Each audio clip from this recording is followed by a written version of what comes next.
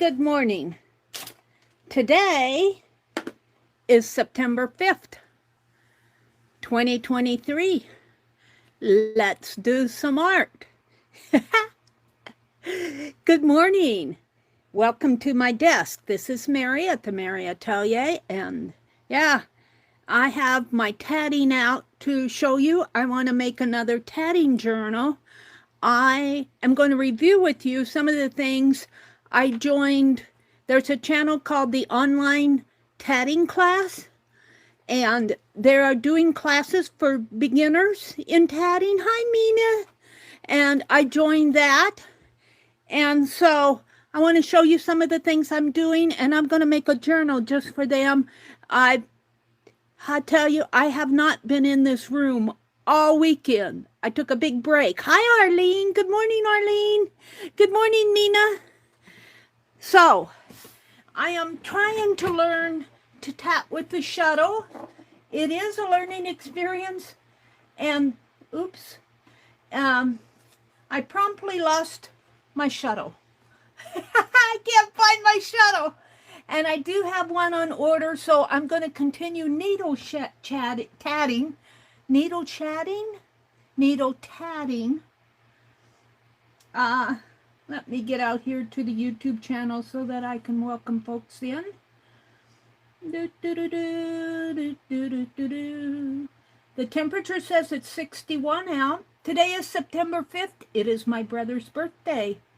My oldest brother, the one that I'm currently staying with, has a birthday today. I'm going to bake him an angel food cake. We had a great weekend. I hope you had a great weekend.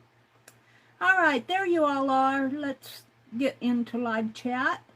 Arlene and Nina, yeah, I had a great Labor Day holiday. It was also my grandniece's, my nephew's daughter, her birthday. She is now officially 13 years old. And we had a birthday party for her. She's growing up into a pretty young lady. Yes, she is. So, yeah. And we got sewer problems. We're trying to find the cheapest contractor. It's going to cost my brother a little pretty penny to get that fixed, but he's willing to do it, so, and it really needs to be done. We're okay, but the sewer pipes are old, and I guess they were probably original with the house, and they're crumbling away, so that all needs to be replaced. So we were in the process of getting estimates this weekend. I'll tell you, plumbers and dentists, they're the bane of my existence. But we think we found one now. We're very happy.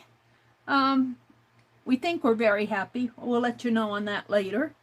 That we had to replace the hot water heater, and we felt like the company, well, I shouldn't say, we'll just say we were not entirely happy with the company who replaced it. So we were looking for a different plumber this weekend, and we think we found one. So that was just added to-dos over the weekend. Hi, Rhonda. Good to see you, Rhonda. Welcome in. Mina and Arlene.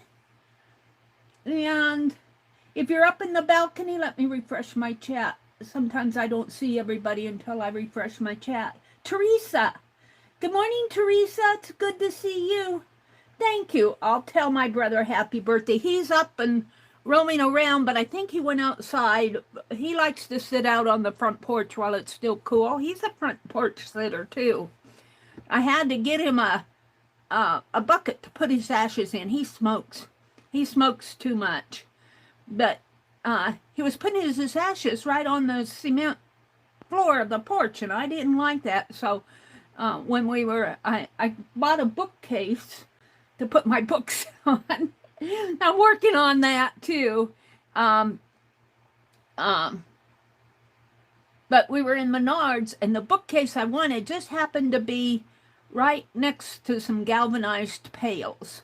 So I grabbed one of those pails for my brother to use as a ashtray and a spittoon. He doesn't spittoons much, but every now and then he does, and it's gross. And so I bought him a bucket for that. And it's on his side of the swing. Good morning, Teresa. It's good to see everybody. I hope you all had a really good Labor Day weekend. I was reading on Twitter this morning. I get up at 4, even though I only come online at 6 o'clock. For now, I might be changing that in about a month. I might switch back to my 4:30 hours when winter strikes. Maybe November, December, I'm not sure yet. But I get up and I have my coffee and have my devotions and get my head straight for the day, do my mental morning pages. And I was reading on Twitter this morning about the fire in Maui. And let's just keep those people in our hearts and prayers.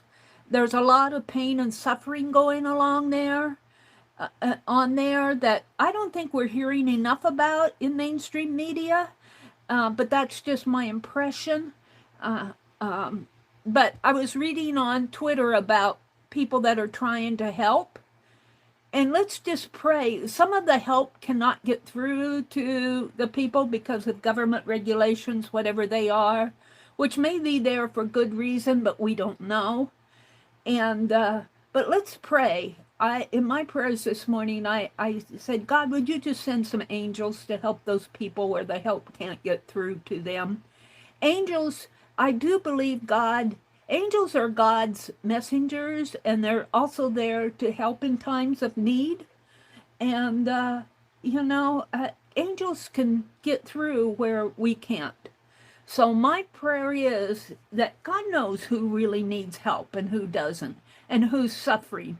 And angels can get around where people can't, and angels can cut through that. So, this is just my personal prayer, and I'm sharing this with you. If you don't believe in angels, and if you don't believe in that, that's perfectly okay.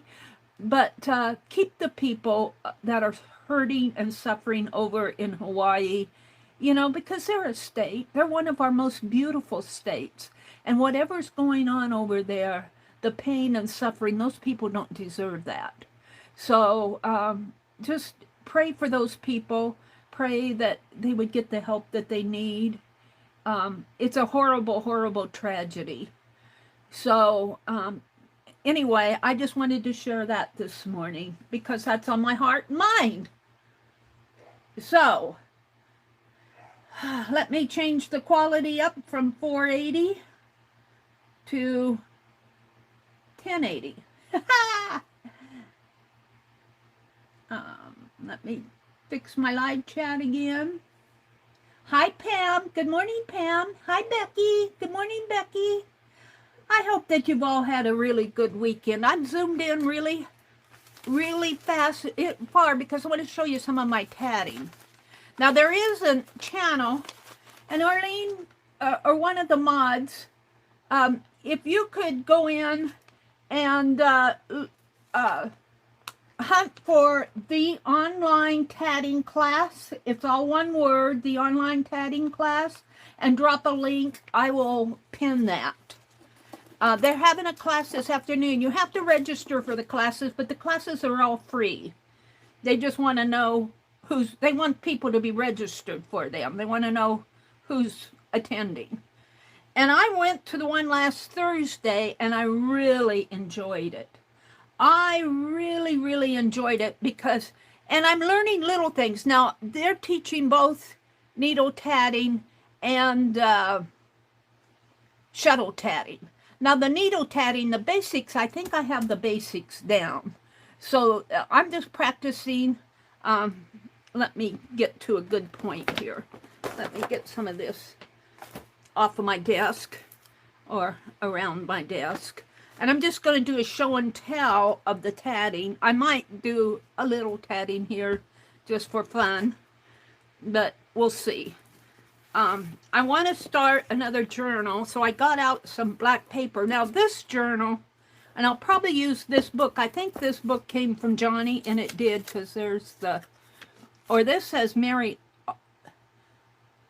Alt. So this might have been Keisha, from Keisha. This is a sewing book. But I want to, I don't see a copyright on this. This says 1961. Ooh, look at that dress. Ooh, I could wear that dress. That's really a pretty dress. And it doesn't look hard to make. Miss Becky has me wanting to sew some clothes, even though I need to sew up some rips in clothes. I don't see a date. I don't see a date. But this says 1961, so this might have been from Keisha's auction because it's Meri Alt here.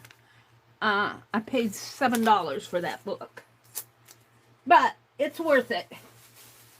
Sewing how-to for home and family. But it's the right size for my tatting pages. And then the other one that I chose is this larger book, and I could do a full page. So I'm deciding which one I want. We'll put those aside for right now. Let me drop them down here. And I'm still working on envelopes. And you guys, I don't have the mail out yet. I tell you, I did not come in this room at all over the weekend. I did not come in the room. But I have mail to go. I got another envelope to go here to Janet. Well, that's a label. I don't want to lose that. Let's put it. That's right there for now. Put it over here on the side of my table. But these envelopes are getting close to getting mailed. I won't go anyplace today because I want to go to that class this afternoon. And my brother, my brother has a doctor appointment that we need to set up, and we need to call the VA, and there's just a lot of little things that need to be done in the morning. So I'm not going to get out of here until tomorrow. So this is the book, this Victorian book that I got from my friend in St. Louis. I'm not going to, at this point, I'm not going to rip it up. I'm going to take it out to my desk and read it. But they had that book cover on it, and I took the book cover up, and you know, I still feel sticky there. I still feel sticky there. So, and I had both waxed and so I don't know what to do next. Maybe baby powder on it. I'm going to take some wax paper. Let's take this sheet of wax paper here and just tear off and put in here, because I don't want these two to stick together. So I think maybe baby powder on here might be my next trick.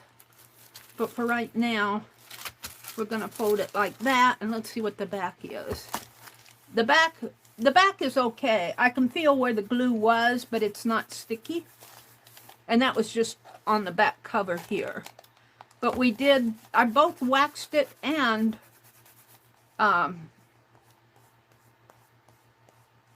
put varnish on it.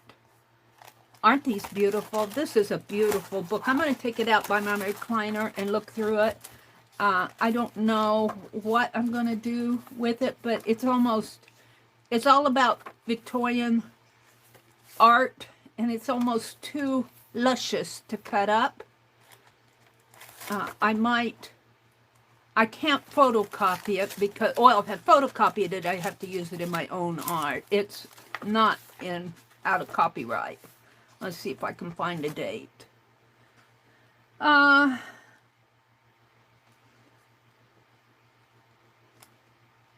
1991. So it's certainly not, although I would venture to say some pictures like this would be out of copyright. But if you get it from a book that's not out of copyright, well, I guess if you use it for your own personal use, you're okay. But where they get concerned if you start selling stuff, if you start making money from their stuff, then, and I don't blame them for that. Copyright is a serious issue that's not honored very, very good. Anyway, we'll put that down there. I respect our copyright laws, but I think a lot of people, I have to be honest with you, I think a lot of people get cheated on copyright. You do all that hard work. You do all the hard work, and then people come along and steal it. It's very discouraging. And not to be condescending to international people, because we've got some very good international friends, but there are people overseas, and we won't name the company, but you can take a guess at who I mean. Just come and take anything they want. There's no copyright laws in their country, so they don't realize who they're hurting. And the sad thing is, if they would stick to their own culture and their own art, they wouldn't need to steal, because their art is luscious enough. All right, I want to show you some of my tatting, and my camera's crooked. Let's straighten out my camera. Is that better? A little better, maybe? Let's look at chat before I get started here. Meri, is this it? It is, but they have a YouTube channel. Is that a YouTube channel? That is the link. There it is. Aunt Beck got it. Thank you, Becky. Let's pin that. They have both a website. I can't pin both. I'm going to pin the... I'm going to... Oh, wait. Is that... No, Becky, they have a YouTube channel. I want the YouTube channel. That's the website. Even for Becky's, that's the website. They have a YouTube channel. It's just called the Online Tatting Class. Becky said, I will be going to the post office at 9 or 10 today. Yeah, well, I'm going to stream until 9 my time, and then I have to help my brother. He watches his Price is Right show at 10 o'clock, so that our phone calls won't get done till early afternoon. He's got appointments through the VA, and I'm still not straight, am I? Jeez. This camera. It's hard to manipulate this. And let's see, let's fix my quality again. It just looks a little messy. No, it's... Good morning, Mr. Eternity. It's good to see you. The YouTube is on their website. Oh, really? Oh, I guess if you take their YouTube, because I can go direct, here, just let me do it. Hold on, let me.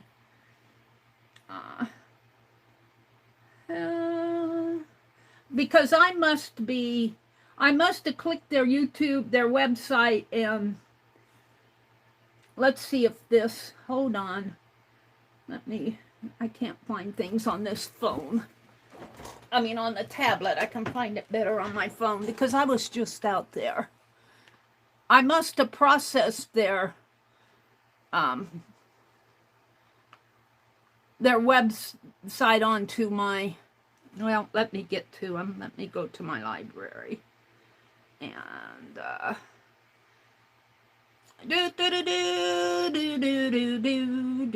want to go to, you guys, I have a playlist called Indirect Shoutouts, Meri's liked video list, because you have a liked video list, but nobody gets to see it but you. And when you hit a like, it goes into YouTube's like video list, but they stopped sharing it out. Nobody can see it but you. So I started a playlist called Indirect Shoutouts, because whenever I want to share a website, I put it in this playlist. let's see. Let's see. Here it is. Let me share this. Let me get out of it. Skip the ads.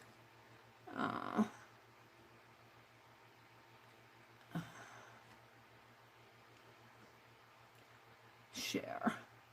Copy link. And let me see if you guys can see this. And I'll pin it to the top of my chat. Now I have to go to my own channel. Your channel. Here I am here. Bump diddy dum dee dum dee. I'm gonna unpin yours, Becky. I want to see if I can't, because I want to share this. Come on. I get all these messages. Live. No.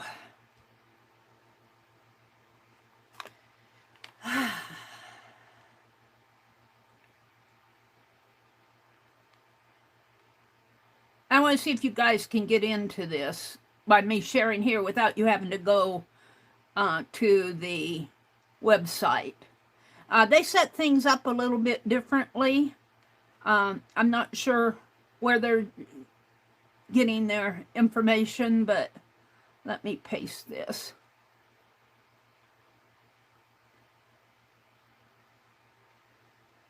All right, try that and see if that link will work for you guys. And Mike is my there. Oh, I can see it fine. Let me go back into live chat here. It works. Thank you, Becky. And they are, let's see, they had an introduction, a meet and greet on August 31st. And then last Thursday was they must have had the meet and greet on the 29th. And then on Thursday was the first class. She just showed what you needed for both the needle. I don't know about myself sometimes. What you need, and she introduced the chain stitch for both the needle and the shuttle. And they're going to meet this afternoon, and I'm not quite sure because I missed the Tuesday class chat or whatever is going to go on. I missed the introductory information. So, but the Tuesday classes are going to be held at 3 p.m. on this channel. And if you want to join, just register. If you go back to the website, you just register. It's just like signing up for a free service. Their classes are free. They do take donations through PayPal and, Super Chat and like that to help support their site, just like any normal channel would. But their classes are free. And these are people who have tatted for years. And I'm a beginner. I want to say that I started needle tatting in January of this year, of 2023. And I'm still learning, you guys. I'm still learning. I do not consider myself advanced in any sense of the word. But they are going to have a class at 3, and then their Thursday classes are at 3 too, and that's Eastern time. So, with all that said, I'm going to get out of this again because I need to save my juice for when I get to sketching. I want to show you what I've been practicing on. This is needle tatting practices here. And all she wanted us to do was to practice chains. And I've shown this before in my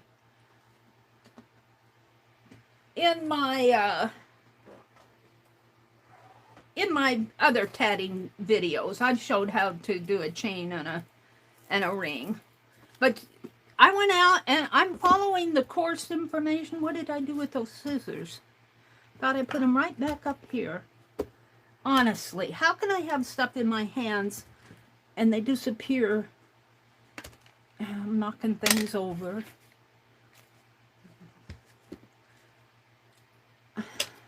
I just want to get a sheet of black paper out here.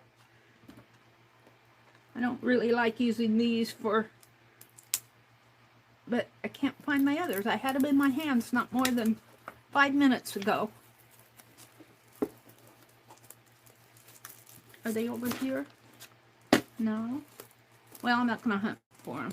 I just want a piece of black paper to put down here so you can see this better. And this is easy to do, so if you're interested in the class, you know, this is not hard. It won't be hard for you to catch up. I put these scissors away. These are very sharp scissors. They're nice scissors. I think I sent Aunt Beck a pair like this for her to use when she slow stitches. And they're not expensive. These are not gingers. But I like to keep them just for my tatting and my needlework. All right. So here's my practices for this, and this is what I want to put in the journal that I'm going to make. And I just kind of looped them. I'm not going to unloop them. These are just little rings. They're, yeah, let me get everything off of my lap. Let me hold it up. So this was needle tatting here, and I'm getting better at I'm practicing. My goal for needle tatting is to make really nice, clean ending knots here. Sometimes my knots get a little knotty. They get a little clumpy.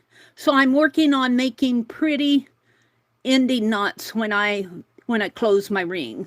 So that's my goal for this class, and I mean for the needle tatting. And then the other goal is to make consistent picots, and I'm working on that.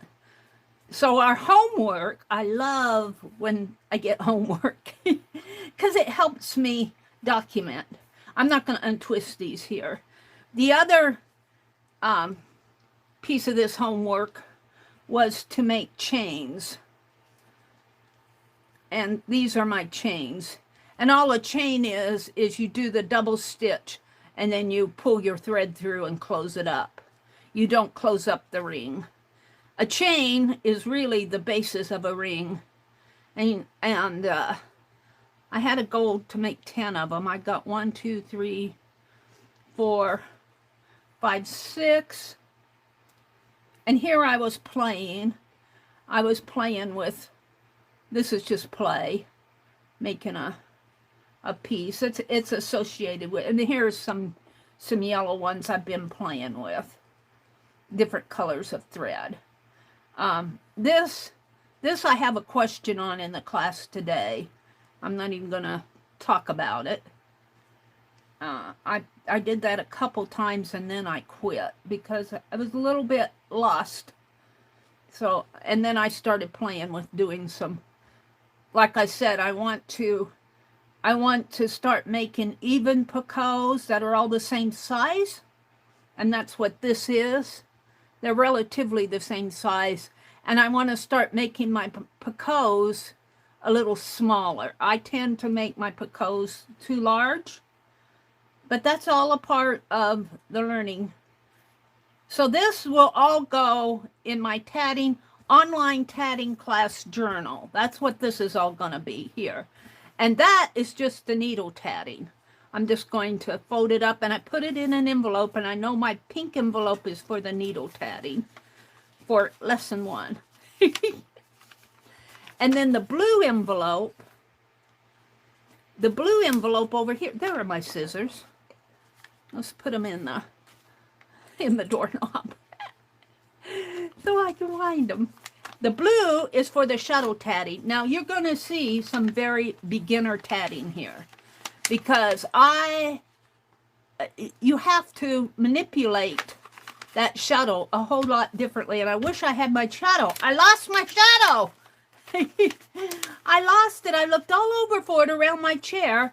My brother wanted something. I think it was with the plumbing. And so I got all distracted. I put my shuttle down, and just like these scissors, it's there somewhere. It'll show up when it shows up. But I ordered some more from Amazon.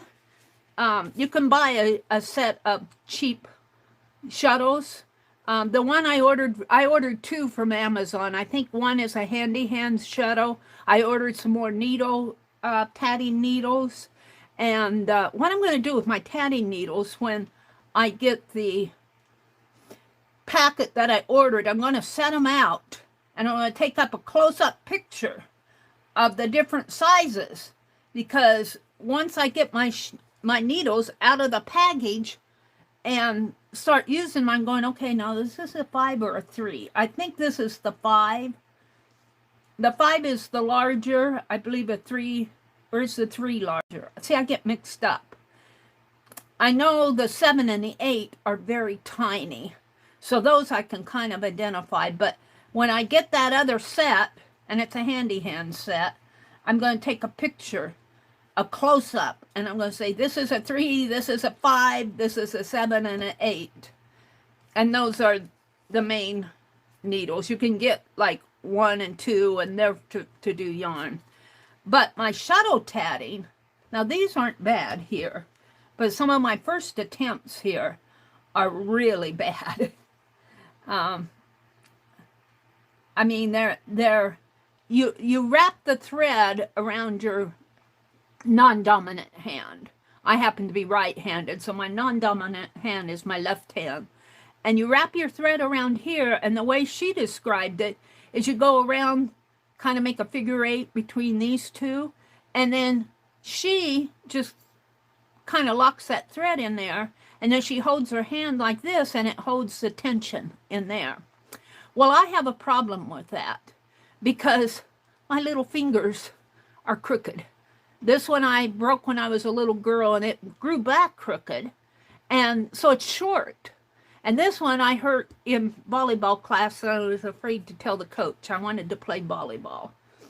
Isn't that terrible? And it kind of grew back crooked. It's a little bit longer than this other one, just a teeny bit, but it's still short. And the problem I have is that thread that you wrap around here does not lock, and it falls off my finger.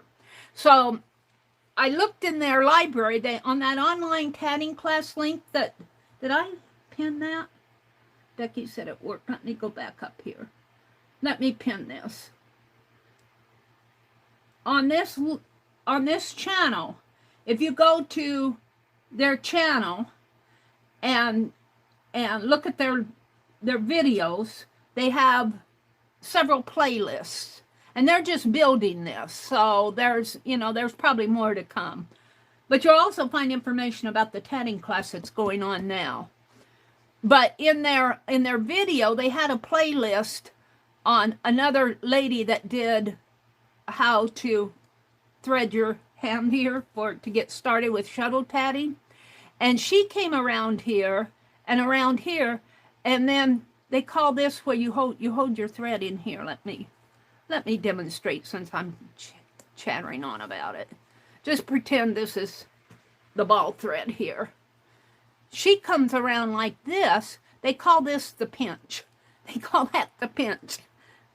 And then she comes around like this, and she holds this thread between the thumb and the index finger, and this is the tension that you tat on this. And then you do your tatting, like that. And I lost my shuttle, so I could just wrap some thread and try to tat this way, but I'm going to wait till I get my shuttle. I ordered some more shuttles. It never hurts to have too many, just like needles. And but you want to keep track of them because, a shuttle will cost you all the way from $7 to $55. Of course, I don't get the $55 ones. I'm not that. But anyway, and I'm still learning. See, the other way, she wrapped her thread like this. She came around, she went around this and around like that, and then she just let it hang. but it tends to fall off of my little finger. It doesn't give me that tension.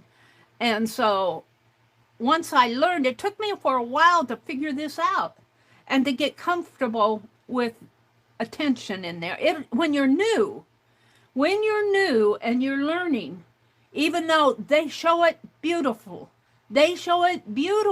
on there and they're showing it correctly, but when you're new and you're getting used to, oh, now how did she say to do this? And you're going back and you're going, did I do this right? And the same way, I was tending to put my shuttle in, in this way and just poke it in and you bring it around.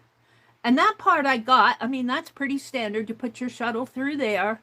But then I was grabbing a hold of it and then putting it down. And they don't do that. They put it through, for the first leg of the double stitch, they put it through this way and then say this is the shuttle. And I got to, once it's through, then they just slide it back out. They don't take and I tend to do the poke and stab. And that wasn't working because I kept dropping my shuttle. And it took me a while to figure that out, that they just kind of glided in and out. And that's when an experienced tatter, that's how come they go so fast. I mean, they can it's just like a sewing machine. And so it took me a while to get used to figuring all that out because I'm a newbie. And if you're new and if you're trying this, just keep at it. Don't give up on that stuff. And they demonstrate it, and they demonstrate it really. I'm going to put this needle back in here before I lose it. They demonstrate it really good. But as you can see here, I'll show you a few of my beginning ones that are just messes.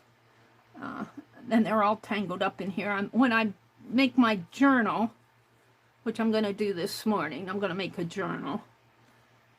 This one's not bad, but they use 2 colors of thread, and I did a lot of practicing here. Let me pull one out. Where are my bad ones? I did a lot of practicing where I was only doing, I call these necklaces. I didn't close the ring, but let me show this close up. My tatting is not smooth and pretty. It's kind of ugly in the sense of things. It's not, see, that's an accidental Picasso. So, but the more I practiced, now here I practiced with a larger thread here so I could see. I tend to, even in my needle tatting, go to a larger, now this happens to be yarn, but I can see what's going on more. And I can control it a little bit more. This is with the shuttle. But the problem with using the larger threads on the shuttle is you can't wind a lot of the larger thread along the bobbin because it fills up real fast. And it tends to get caught in there. My opinion, as a beginner viewpoint, if you want to tat with larger threads, do needle tatting. Because, you know, the bobbin's like a sewing machine bobbin. And if you have this is probably about a size 3 sport weight yarn. And by the time you wind that around your bobbin, you're only going to get at the most, if you get 3 to 5 yards, you're doing lucky. Because it's a thicker thread. And they are teaching with a size 10 thread. But you can see I've been practicing even with I practiced and practiced even, and I'm going to sort all of this out. Not here, I'll just pull a few things out. Some of this isn't too bad. This one's a little cleaner. The more I practiced, the better I got. But it took me, she talks about a muscle memory.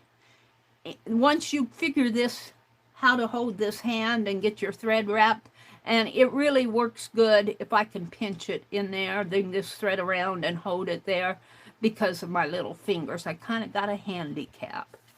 But that's what I've been doing, and believe it or not, I've been spending a lot of time on this. This is with the larger thread again.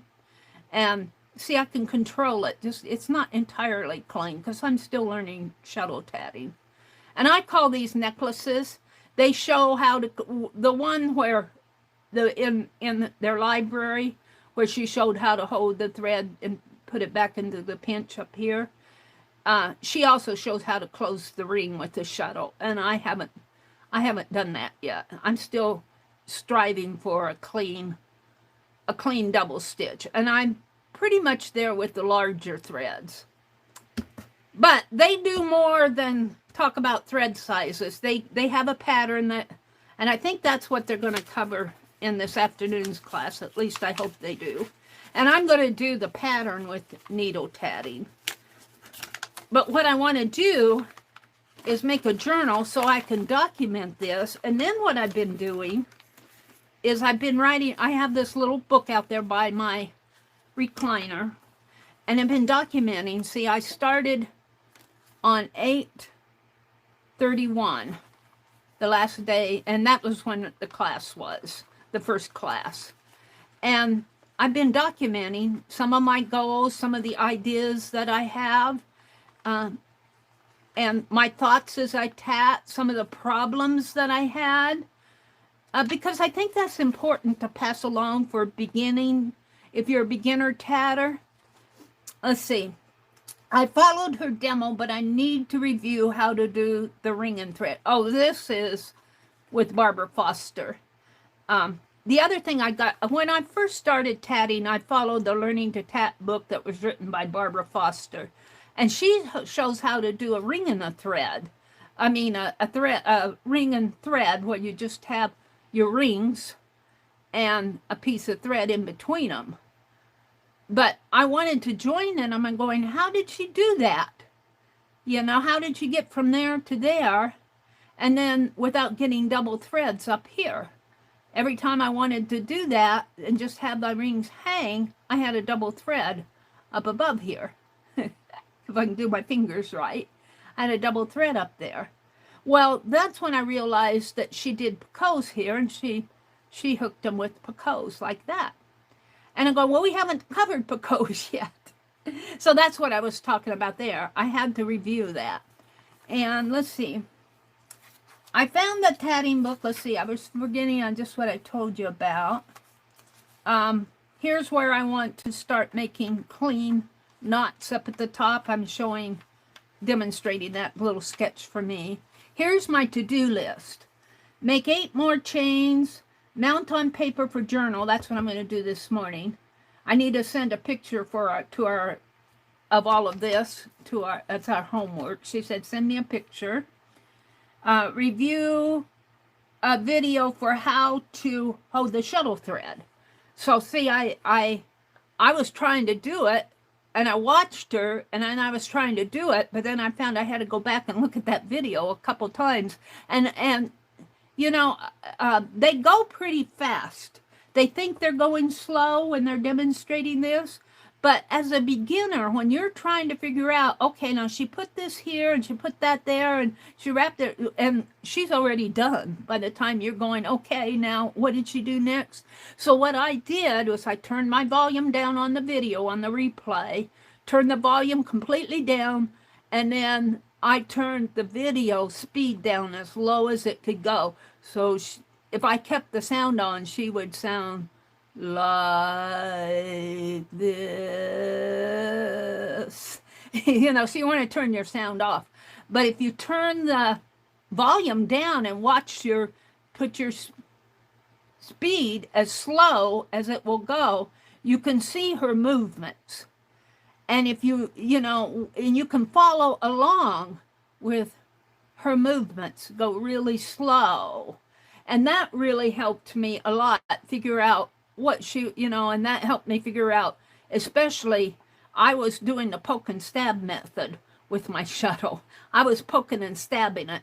And all you need to do is push it through and then pull it back out. And I call that the glide method. That's just my term for it. And it took me a while. I had to watch her video, review the video several times. She's not poking it. I was poking it, pulling it, putting it down, poke and stab. And she doesn't do that. She puts it through, glides it out, puts it over, glides it out. And then they have what they call the wrap. I'm not going to demonstrate all that because if you want to know, go watch their I think their videos are free out there online. I gave you the link. They do want you to register for the class if you take the class. But you can go look at the videos, I'm pretty sure. Okay, let me go back down to, let me refresh my chat and see what's going on out there. But this is what I've been doing, and I've been documenting, and I've been writing down. See, I missed my shadow.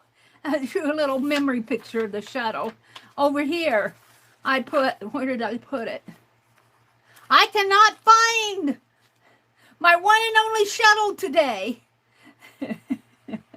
Lucky me. I have some more in order at Amazon. In the meanwhile, I will be needle tatting. So this is kind of like a little diary of the class and my thoughts. I get, you know, I kind of document where I'm having trouble and document the questions and that I have and the ideas that I have. And, you know, this is the first week. This goes through yesterday. I haven't done anything yet today. And I've got all these pages. What did I do here? Note, I need to keep track on which leg of the double stitch I'm on. I tend to get distracted, even with my needle tatting, because your stitch, it has two legs, the first leg and the second leg. And I'll be going along and somebody will say something to me, or I'll get distracted. Maybe I'm listening to YouTube, or I'll set it down, have to go to the bathroom, and I come back, and by the time I come back to it, I go, okay, now did I do the first leg of that, or did I do the second leg? Which leg am I on? And the trick to that is to complete, before you set it down, and this is even with crochet, or maybe knitting too, especially knitting, finish your stitch before you set it down. If you have that rule in your head, you can just pick up with the first leg of the stitch if you're doing a knit and purl, you know, or the double stitch in tatting. Finish your stitch before you know, if you need to set it down to talk to somebody. Of course, if it's an emergency, you might just throw it down. Now, I think you can analyze, and look at the stitch and say, okay, I did I did the first stitch there, but I don't like to do that. You know, I'm going, now, is that the under one or the over one? You know, and so this is my note here, is I need to keep track of which leg of the double stitch I'm on, and the answer to that is to complete the stitch before you set it down. So that's just some things that I've been documenting. I get some ideas in here. I draw little light bulbs around my ideas, and this is my to-do. Make a class journal, purchase a shorter shuttle. Shuttles come in all sizes, not all sizes. Well, they do come in different shapes too. I saw on Amazon, where there was a long one, looked more like a fisherman's netting shuttle. You know, it was long like a pencil, and you wrapped your thread around it this way, and you'd go like that. Well, most of the shuttles are probably about maybe 3 inches, and they have a point and an end, but there's also some shorter ones, some real short ones. And the short ones I think would be easier if you're pulling back through the loop, because on even the 3-inch ones, especially it has a little hook out here, tends to get caught when you're pulling it back through the loop. There's a loop of thread here that you pull back through that makes your stitch. And so I want to get some shorter ones, but right now I'm just doing the basic shuttles. So I have a to-do of to purchase some shorter shuttles. Purchase shuttles that gives me open ends so that I can walk the thread. She shows, and I'm not going to demonstrate it here because you really need to go out and, if you're interested, go join the class. They're free, and or go watch the video. She shows how to walk the thread, where the bobbin is made right into the shuttle. And so you do what they call walk the thread to wind it. On the shuttle I have, the bobbin's like a sewing bobbin that you pop out. And she showed different ways to wind that thread, and she talked about that. And I want to get some shuttles. That's what my note here. I want to get some shuttles where the bobbin's made right into the shuttle, where I learn how to walk the thread. I have a Picasso measure, but it's very interesting when what a Picasso measure is to measure the length of your Picassos, but it also has little holes in it, so you can figure out what needle size. Well, the problem is I have a laces Picasso measure and handy hand needles, and my needle would not fit through those holes until I got to the very largest one. And and she pointed out that the people who make the Picasso measures make them for their needles, and they're not necessarily made for handy hands needles or made for laces needles. So sometimes trying to fit your needle through another Picasso measure that's from a different brand doesn't give you a good. So, but what I do, and I'm going to share this here because I think it's really fun. Oh, and I got my slim cart. My brother put it together for me. So all this up above here is mostly blank, cleared off. All my pens are over here on this cart. And I want to grab, I got to get used to using this cart. I want to grab a Sharpie pen here. When I'm tatting away, and I'll do a one ring here. And we'll show this to you because this is fun to do. And for those of you who tat and know what are striving to get a good even Picasso, know what Picasso measures are. It's a way to measure your thread. Let me thread this. I got to get it up where I can see where it's going. Hold on.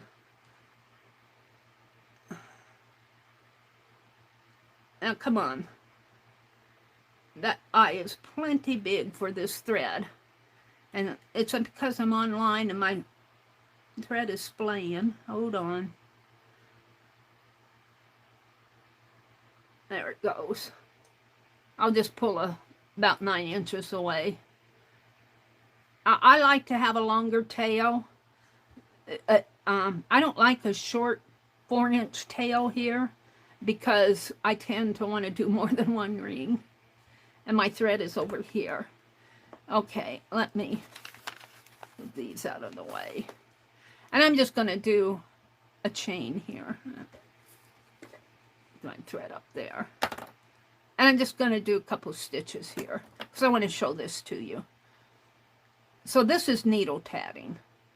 And I'm going to do some double stitches here where you go in for the first leg and around and in for the second leg. I'm just going to do these fast because I'm not teaching the double stitch, I'm doing the double stitch here. So I've got 3 double stitches on my needle. Right here, I've got 3. Now I want to do a Picasso. And I want to keep my Picassos consistently the same size. And that's where they make these little devices that are called Picasso measures. Well, I don't know. I can't get used to using them. I'm going to put this over here now. Get it out of my way. I'm so used to, I don't want to have to pick up another measuring device. I want to use my hands here. And I'm going, so what do I do? So what I did for me is I took a Sharpie marker that's permanent. You want a permanent one, and I got to sit this down to get the cap off. And I'm going to put a dot here on my hand, on my finger. Let's put it right there. Let's put a dot right there. Now this is permanent ink, so it's, well, I got a dirty finger there. Forget this upper dot here. The upper dot doesn't. It's this dot that I want to work off of. So I'm going to set my pen down for a minute. And always use permanent ink. because you don't want to get ink all over your thread. And I'm going to put the top of that stitch, my last double stitch, at the dot. And then I say, well, I want to, well, I guess that's about where that other dot was. So I want my other dot to come, and I can do it with my left hand, right about there. And then I'm going to draw a line with permanent ink. And for the most part, this will not, you need alcohol to get this off. Just going to draw a line there. I might make it just a teensy bit longer there. So that's the gap that I want to leave with my thread. And see, it's not coming off. You need alcohol to get that off. Let's put my... Now this is just my hack. This is not what they teach, believe me. I didn't teach that, she says. And I want to say that too. If you're watching me and you've watched my other videos, even though I show how to do it, remember, I'm a beginner. So there might be things that you see in my videos that, you know, if you question it, go research it and see how the pros do it. Because I'm beginning, and I might share some things that I might change later on as I learn more. All right, so now I'm tatting, and I'm just going to put my finger right there. Let's move this up a little higher on my needle. I'm going to put my beginning, my last stitch there at the dot.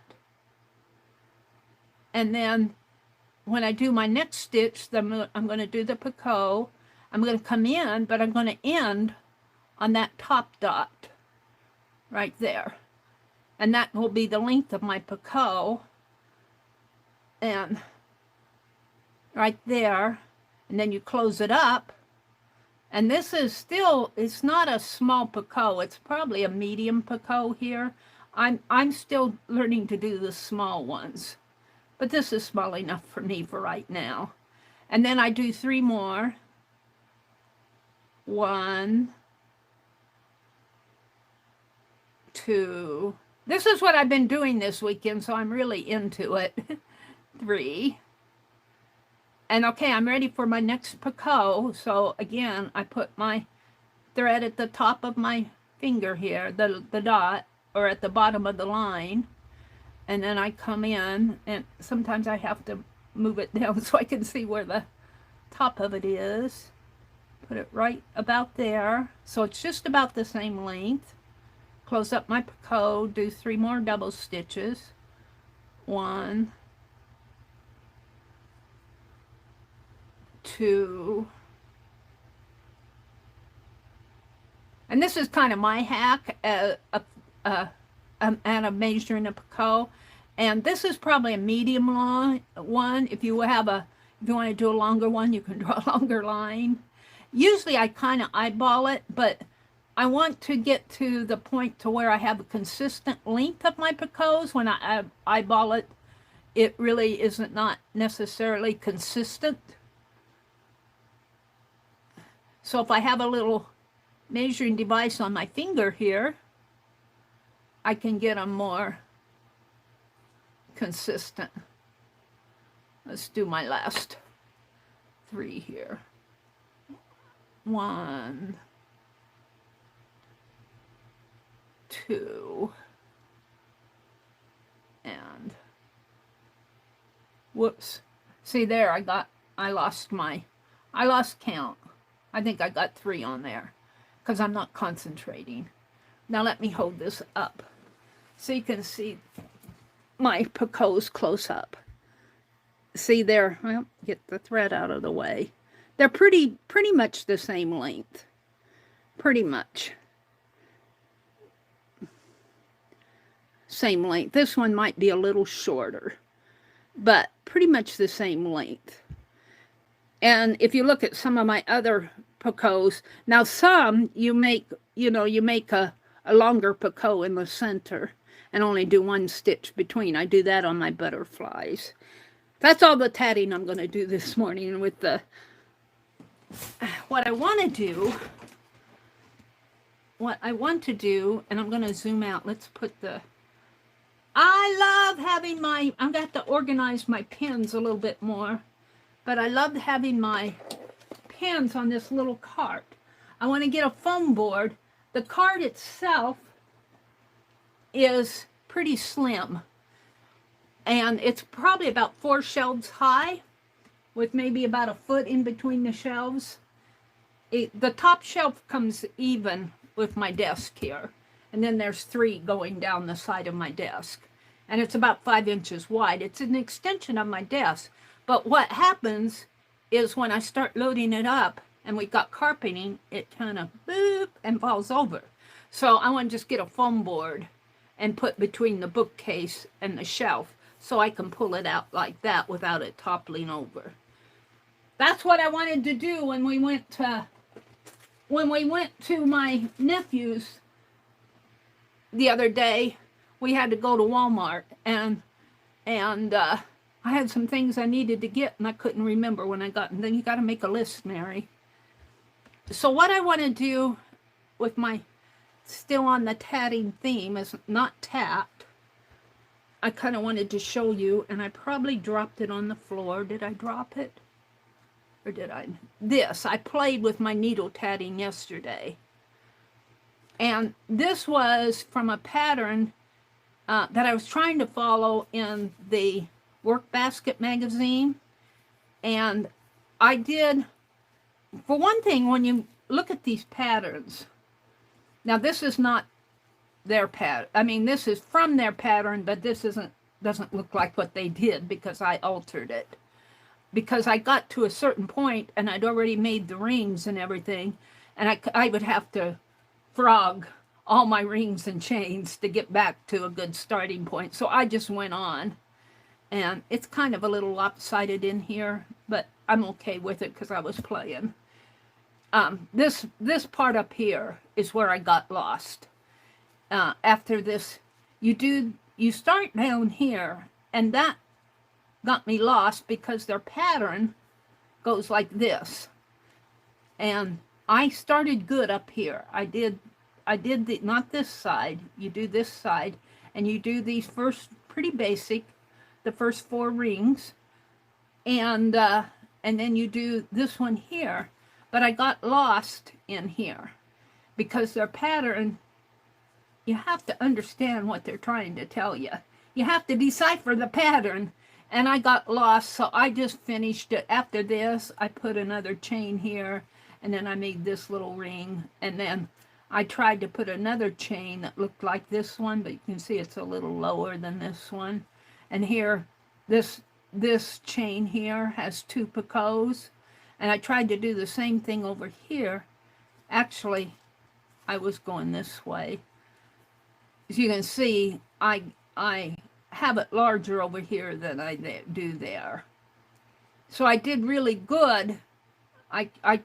This is the first ring here, and then you make all of these 1, 2, 3, and 4, and here, and then I got lost at this point, and you can see how nice and even that is.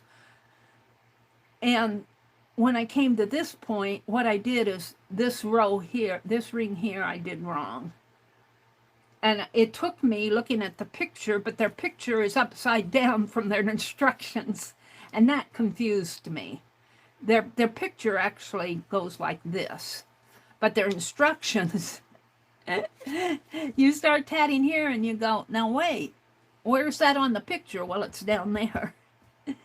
So I got lost in there because I did this one wrong. And so I just finished it up this way, and you can see by the time I got over here, this one's higher than this one, and this one's, I tried to mirror it, this one's bigger than that one. I did okay coming back down. I do okay on the beginning. But it's still pretty. I mean, it's something that I would not hesitate to put in my art. It's still a pretty piece, and I went ahead and finished it off. And in fact, I kind of like this little loop hanging down this way. I kind of like this. I might do something like this and put this up here and, you know, do this part in here differently. But I'm still learning. I'm still learning, and what I'm working on is kind of reading and deciphering some of those old patterns. Which brings me to another topic, and that is the Workbasket magazine. If you research the Workbasket magazine, you know, that little magazine, I got them stacked up over by my recliner, you will see that they've changed hands several times. And I was trying to see who the copyright belongs to, because there are forums out there that will not post the patterns. Because what I was wanting to do was take a tatting pattern such as this one and use the pattern on my video and actually stitch it up in my video. And I've seen that lady that does Victorian crochet, she does that. And I'm not sure that I would, if I did that, if I would be violating copyright. So I hesitate to do it directly from the Workbasket. I was trying to see if it was out of copyright. Well, the rule is 1923. Anything printed before 1923 is generally out of copyright. But I was going, well, when did they first? I have some old Workbasket magazines, and they're not magazines really. They're pamphlets. You fold them out, and there's a lot of patterns in there too for, you know, dolls and embroidery and all of that. I don't know if there's any tatting in there, but I hesitate because I don't want to get into violating copyright. I can show this and talk about it without showing the pattern and and you know, and probably even with my online tatting class, I probably will not. I might show you the results of the pattern, like, you know, where I am and what I'm learning, but I don't think that I can share the pattern online without permission or violating copyright or something like that. The teacher that teaches this, she's pretty strong on respecting copyright. And I respect that, because I've been there with my cross stitch. I've had people take my free patterns and sell them. Why do you want to buy something that's already free? I don't know.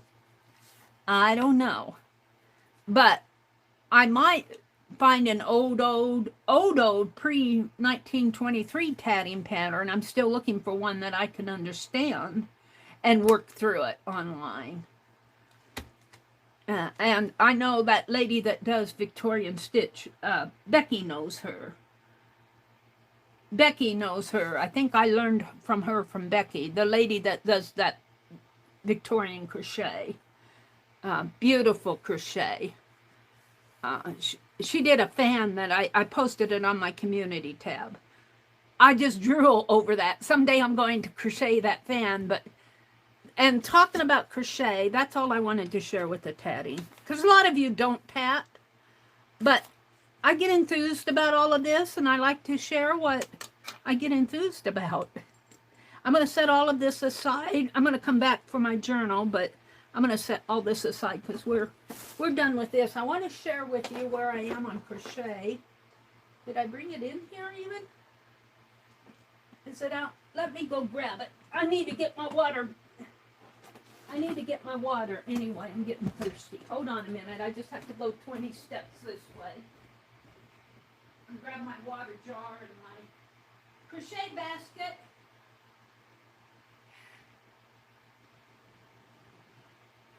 I am doing the Yarnspirations. Now I'll have to zoom out a little. Let me take a sip of water. A big old swallow of water. I drank coffee already this morning. Let me zoom out. I'm done with tatting. Doop. That's in, Meri. Go out. What? Out more. Come on. I can't get a hold of it.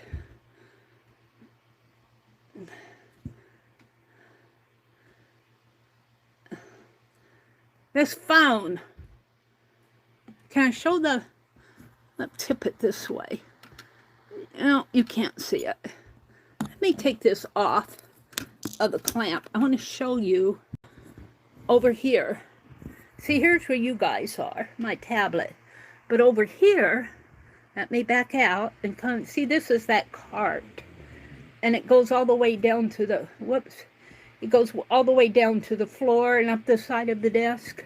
And I got all my pins and things that I had, all those, that Kleenex box of pins and tapes and all my tools are on the first shelf of this cart. Now I have to get my camera back over here on the desk. And hopefully I can do this without losing you guys. Let me put you back up on the clamp. And I want to zoom out a little. Hold on, let me get it adjusted here. There. This is my crochet basket here. I'm working on the ornamental Afghan, Christmas ornament Afghan. And as you can see, I poke all, it's got 84, it's kind of a variation of a granny square, but they're ovals. This stack is done. This is the basket I keep everything in. And see, there's 84 of these. And I've got half and half. I've got 42 centers like this and 42 centers like this. And then I'm doing the different colors around the two different types of centers. Let me take one of each. Get this off. The pattern's right here. I'm not going to share the pattern. I'm going to share what it looks like. And let me go get the link to that, because this is Crochet Crowd. And of course my camera's crooked. Let me fool with my camera just a little bit more here. It's not my desk that's crooked, it's my camera.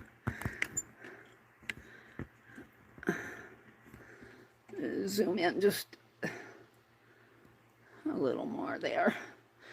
And let me go out to the Crochet Crowd. And this is my desktop on my phone. Go out to YouTube here. And the Crochet Crowd should be right at the top. And I want to search for their, let's go inside of their channel. And I'm not going to play the video. I'm going to go grab the link. I think I'm going to join their membership. I've only joined one membership on YouTube, and that is Kathy Arbor. I can't afford, YouTube's free, I can't afford to join 800 memberships. Kind of one reason why I'm not starting my own membership. Because I pay Kathy $3.18 a month. Well, if I did that for 10 channels, that would be $30-some a month. I can't afford that. I got doctor bills to pay. No, I don't have any. I got my eye surgery all paid off with. Let's go to their playlist here. And he has, I'm looking for the ornament. Uh-oh, what happened to it? What happened to it? Let me just, I have to get it up to my nose. Show all. I don't see it here. Let me search for ornament. What do they call it? Inspirations. Let me look at the title here. Well, instead of, I'll get the link and share it later. Or maybe one of you can find the link. I want to move on here. This is the pattern. And Mikey, I'm not going to, I'll just show you a glance at it. He does good. He does diagrams of the stitch counts and everything to help you do this, which I think is just beautiful. And by the time you get 84 of these with different colors, there's blue, these are my 2 colors, but if you have 7 rows of 12 or 12 rows of 7, you'll have 84, depending on how you want to size your Afghan. but I'm going to do different colors because I'm going to do a blue scheme and a red scheme, and these are just the two that I picked right here. But let me get the pattern. Here's what I wanted to show you. It looks something like this. And they give you the colors here to buy for each of their motifs in here. Well, I'm using this color and this color that I did my 84 centers on were things that I had in my stash. And this yarn that I'm using is Mainstay yarn. It's a little bit cheaper. It's Walmart's brand, Mainstay. And I can't, you guys, I cringe at paying $7 or $8 for a skein of yarn. And that's really the bulk, the 700 yards. You can get yarn that's like, what, 300 yards? That's like 3 something.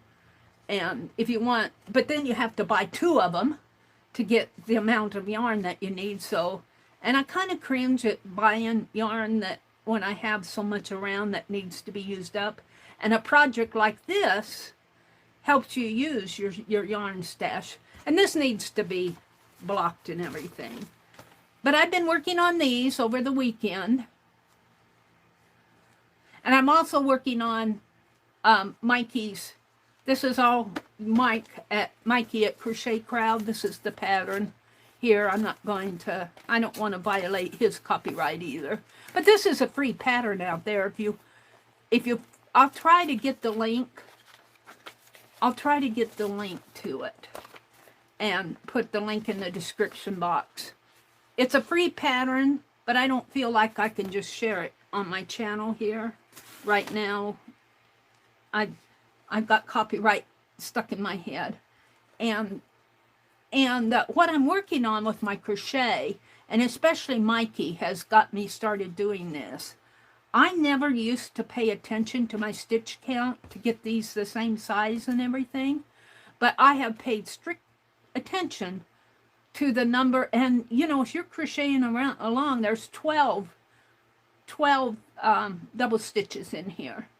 And it's easy to put in 13 or 14, you know, because you just get distracted and do one extra one. And I have been stopping at the end of every row and making sure I have 12 in here. And I did all those centers. And then the same here and here. And on this one I'm doing now, somehow I don't have the right number of purples. And I've already, take this out. I've already goofed up this purple one. This is a purple color here. It looks blue, but it's really well, that is blue. I'm sorry. That's blue because that goes with this. This is a darker blue, but it shows a little bit lighter on the phone than what it is in real life. It's a darker blue. And for some reason, I missed a couple stitches in here. So when I go to put on my next row, the count isn't right. So I'm going to have to take this one off and redo it right. I've got 1, 2, 3, 4, 5, 6, 7, 8, 9, 10, 11, 12. I've got 13 on here. For some reason, it's not right. I'm going to take this whole thing off because I want it to look the same size as this one. And these need to be blocked a little. But when I go to put it together, this in here is kind of bothering me. He was showing, and this is new to me, even in crochet. He was showing how to end your row here without tying a knot. You kind of knit the stitches together, and as you can see, I'm not as good at it as he is because it kind of, I pull too tight on it and it kind of pulls it in. So I don't know if I'm going to continue doing that. I just started. This one I didn't do that on. I knotted. See here, I knotted it. And it's got a little knot in there. Well, no, it's got a knot. But I'm practicing on tying all my ends in. And Mikey's real good about you tie your ends in on the back of whatever you're working on. And on this, I know that this is the front because I want these in the front. And I'm calling this the back. And here's where I've tied. You tie your ends on you stitch your ends on the back. And he said, always never do it on the front. If I catch you tying your ends on the front, I'm going to have to come. And I'm going, oops. So, do you ever talk back to the video?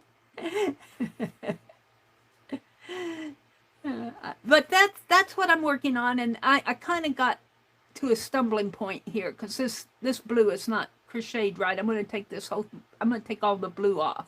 The center one's right, but the blue one I goofed in here somehow. So that's where I kind of stopped, and then I'm doing 7 of each color. And I've got this one, and this was my second one here, and I should have 3, 4, 5, 6, 7, and I put them on this knitting needle, and then I work in groups of 7, and then to keep me interested, I'll switch to a different color. So I'm working on that, and see, I can put it right in my... And then I hook this in there and put it all together, what I'm using. So there we go. I'm just kind of sharing with you this morning. This goes in the tatting basket. Let me come out and look at chat because I've been chattering away and not reading chat. Let me put this behind me. Whoops. I got the crochet basket behind my chair here.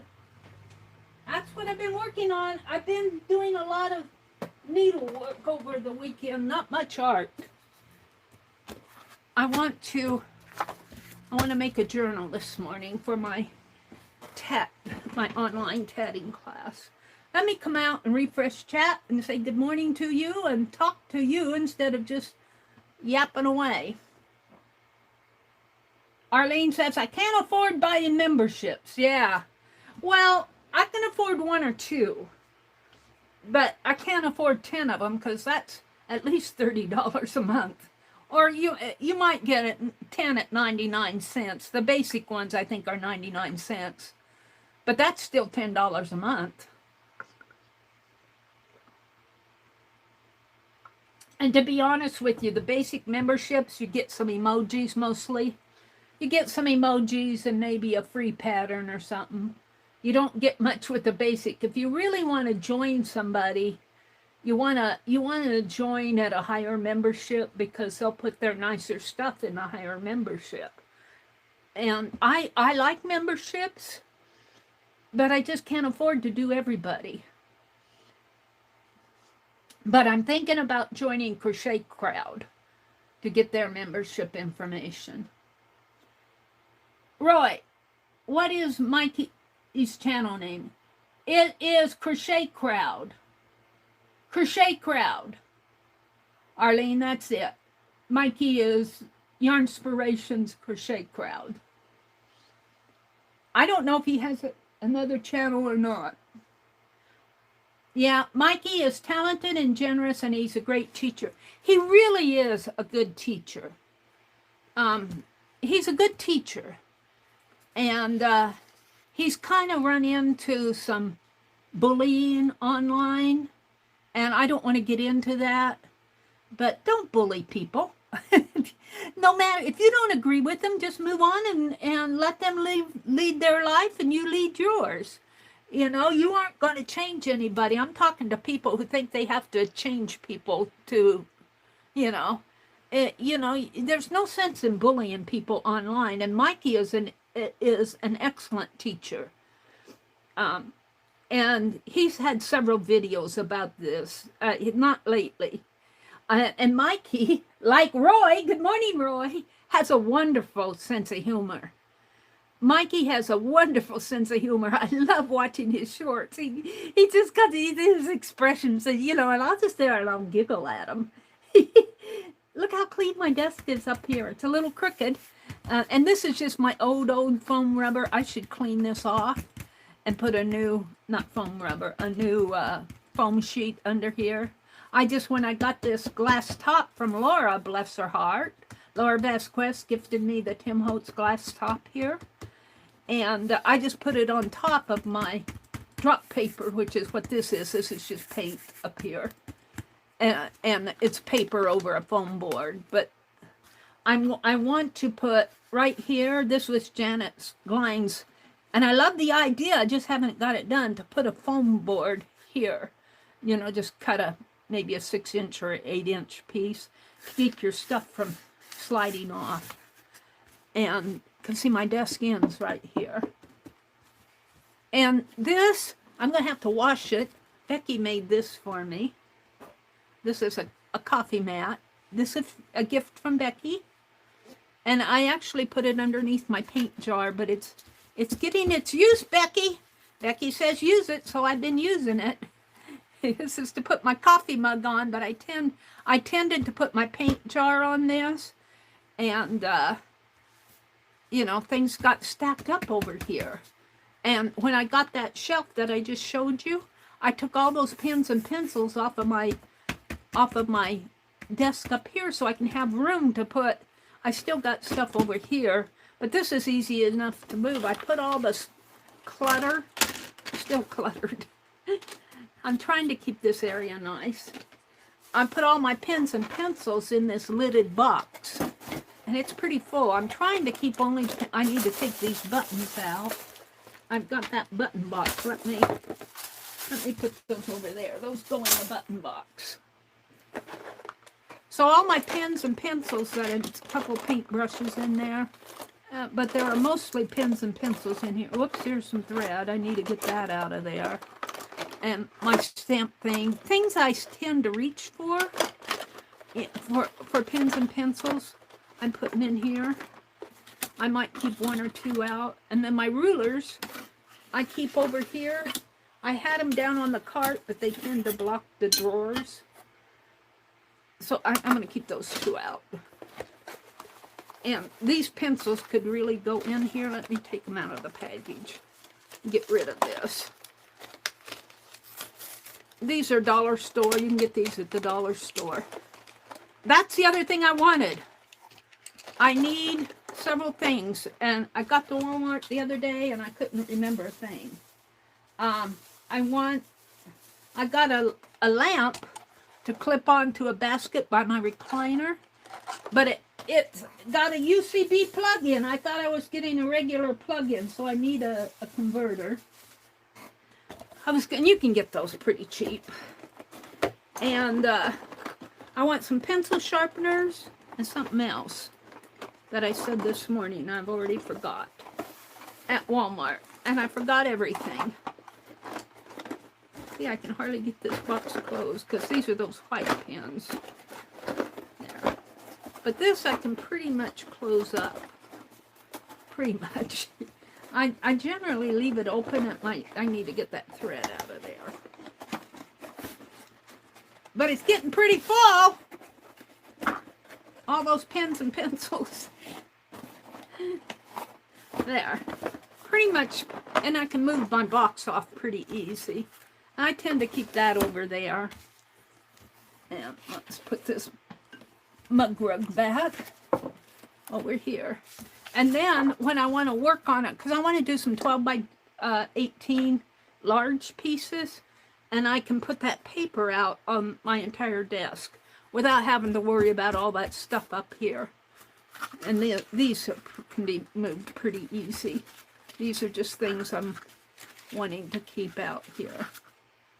My little rabbit. This is the year of the rabbit, so I have my little golden rabbit out here. All right, I was going to chat. See, I get distracted. That happens when I'm working on my crochet and my tatting, too. Hi, Lala. She's lurking, going to drive, then be at work, so she can't chat. You be careful driving and have a really good day at work, Lala. Reminder, please hit the bell and subscribe. Thank you, Lala. I appreciate you always saying that. And then give a thumbs up and comment after the video. That's what you all have to do.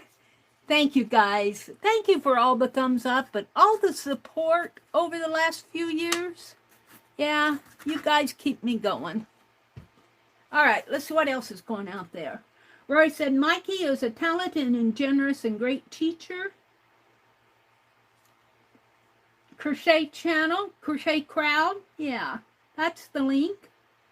Oh, there's Paula. Hi, Paula. What did Roy said?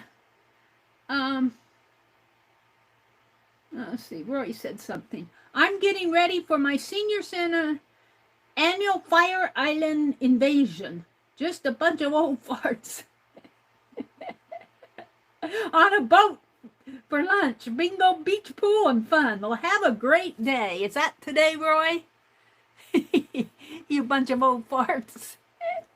Fire Island. Oh my goodness. Arlene said, Becky, at Aunt Beck's and read through the entire direction. Oh, yeah. Yeah, when you're starting a pattern, kind of read through your directions. Arlene says she reads through the entire ones. It depends on what I'm doing, if I understand. But if you want to follow the pattern and make it come out like what they're doing, you need to read the directions. Sometimes, just like I was showing on that tatting, not chatting, on the tatted piece there where I said I got lost, sometimes the directions, you got this book was written in, the pattern came from 1969. And, it wasn't, at the point I got lost, I know I read it more than once, but I didn't completely understand it because they had the directions. Their picture was upside down from what, because they started up here, but they put their direction, they put the directions for,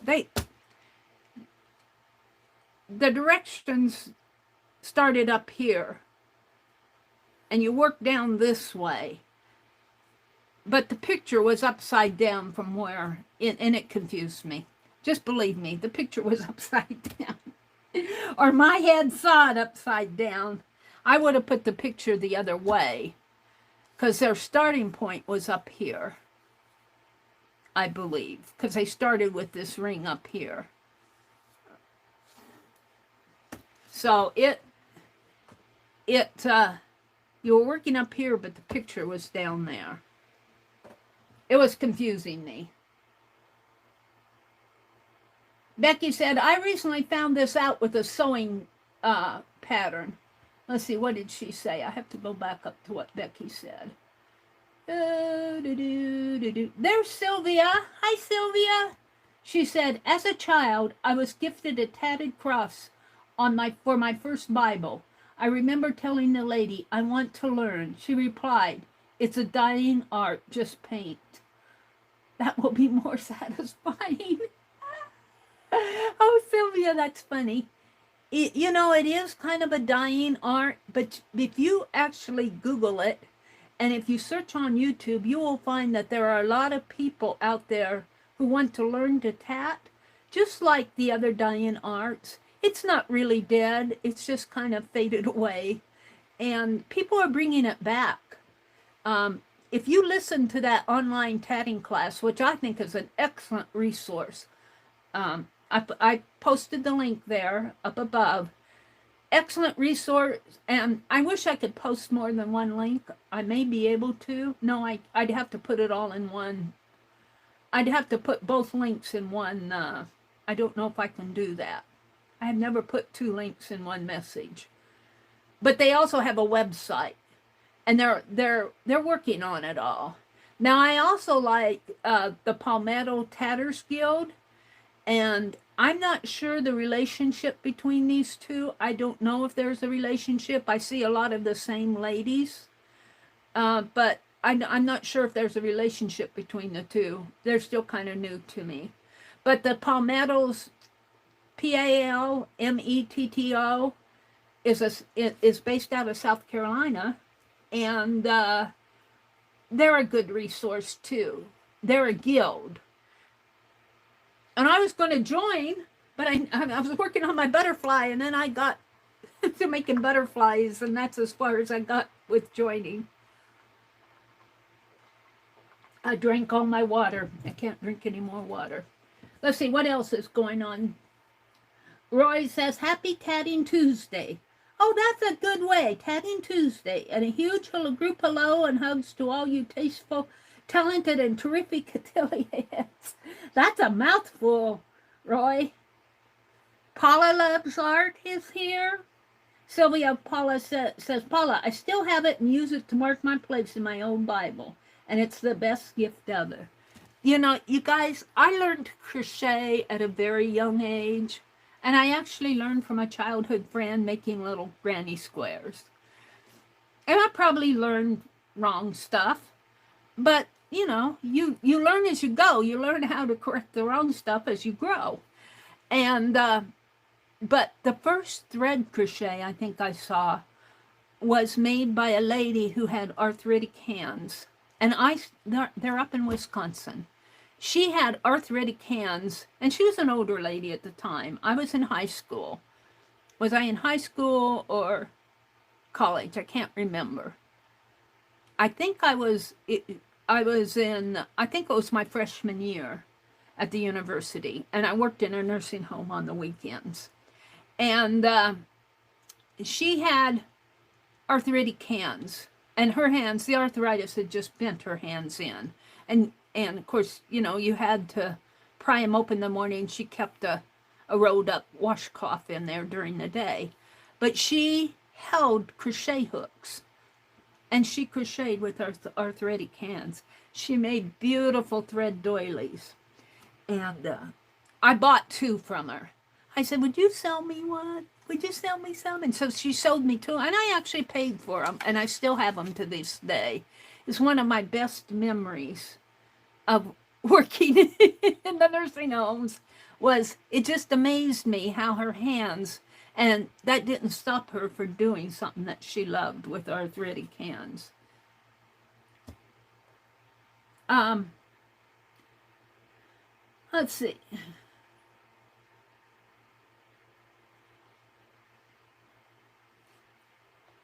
Let's see, they're talking about the crocheted heart, the tatted heart.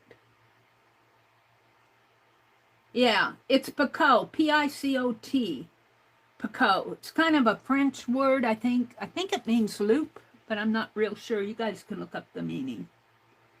Arlene says hi to Roy. Becky says, always read the instructions, as sometimes the pattern developers miss errors in the images and pictures. That is so true. Just like I was saying, and I don't blame the designer. I kind of blame whoever printed the magazine. The picture's upside down from the instructions, or it looks upside down to me. But that could have been a publishing error. And of course, the designer probably recognized it after the magazine was already sold. Printed and sold, published. But yeah, that's good advice. Always read the pattern through. And even with this Yarnspirations, what I like about Mikey, and at first I thought that ornament Afghan that I'm working on was only going to be a membership, but I think he put it in his membership area first. And then eventually, I was kind of disappointed because I wanted to do it and I wanted to see Mikey demonstrate it. And because he gives such good instructions if you get stuck. And, but they moved it to a public. It was in the membership area. I couldn't get to it. And then they moved it out. So I think they just gave it as introductory to the membership first. I'm not sure. But what I like about Mikey, when he does something like this, he'll go through each row. And then in his, and other crocheters will do this too, teachers, Jada in Stitches, in the description box, like it has row 1, row 2, row 3, row 4. So say you've done one, I've done one of those motifs, and I'm going, okay, I know I've done the center, now what do I need to do now? And you can just hit that time bar in the description and it'll take you to whatever row you're working on. I like that. I have to say he does an excellent job of, you can follow his patterns pretty well when he, And he did that. I'm working with what he calls the snow study Afghan. And I'm doing mine all in white. And I haven't worked on it for a while because I'm working on this Christmas ornament one. But he also has, and it's a repeat. So once I get the repeat done, you know, I can just keep expanding out. It's a big, it's not granny square style. It's just one big Afghan. You just work out. And here's a square, and I want to convert mine to rectangle, and that's where I'm at. All right, let's go back a little bit more. Let's see, Sylvia's here. Becky said to read the instructions. Paula says, Meri, I love that you're taking notes and jotting down things for your class. I love the size of that little book. Yeah, see, I want to put, and this is just for the first week. I'm going to fill this up after a couple weeks. So I'm going to have volume 2 and 3 and 4 maybe, depending on how long the class. This is the first class I've taken with them, so, but I'm writing down a lot of my thoughts and ideas. And no matter what project you're working on, like if you're crocheting away, if you're like me, you think of things. And I'm going to repeat Dee Dee. Write it down. Just like that shopping list. I know there's a third thing I want. I want the converter for the UCB converter so I can put it in my plug-in. I need a converter. And now see, I've already forgotten. What else did I want at Walmart? I wanted something else. Pencil sharpeners. I want some pencil sharpeners. And there was a third thing, and I can't remember the third thing. I know it wasn't a tatting shuttle, because tatting shuttles I have to order. I can't really find them at Walmart, I don't think. I might be able to order them. But we were in Walmart the other day, and I tried to think of what I wanted. And of course, I was with my brother, so he was running off getting his bacon. He likes that bacon that's already cooked. I don't like it. But he buys it for himself. He likes to snack on pre-cooked bacon. Ew. All right. Yeah, that is Paula says it's a smarter idea to watch at a slower speed. When you're trying to learn something and they're demonstrating it, they go slow.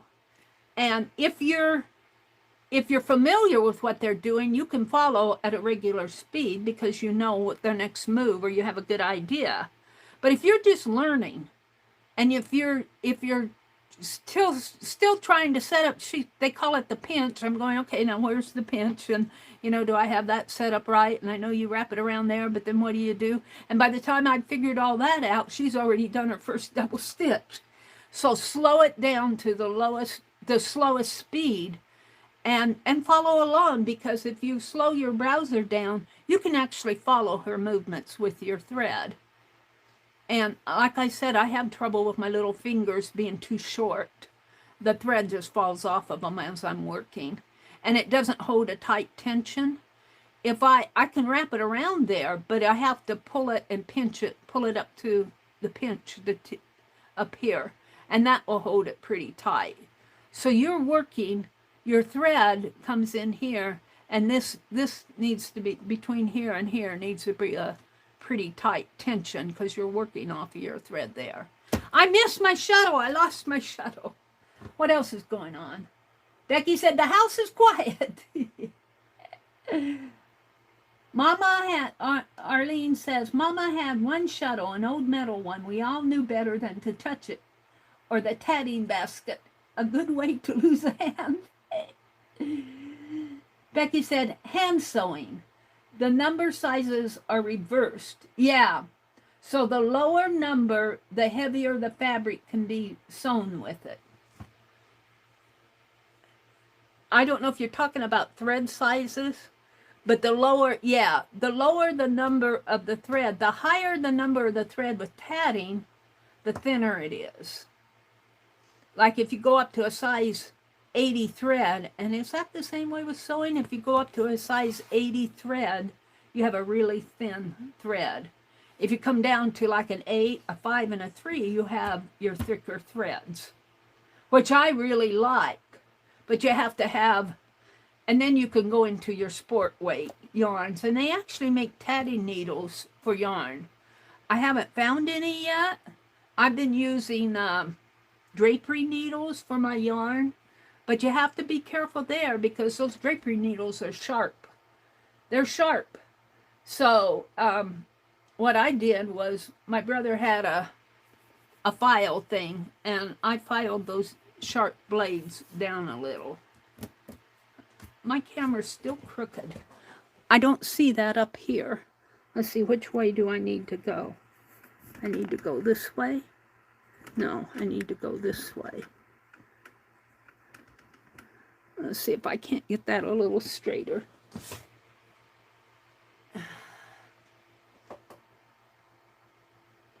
No, it's still crooked down here now.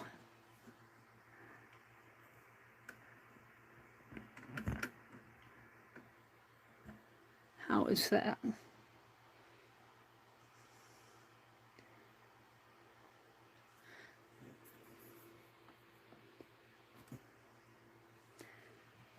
I don't like this up here. I want to start on my journal. I'm looking back in chat. Hand sewing, the number sizes are reversed. Let's see. Becky says, for FYI, sewing machine needles go up in number from low numbers to high numbers, with the lower needles being for fine fabrics and the larger needles for heavy fabrics. Hand sewing, the numbers or sizes are reversed.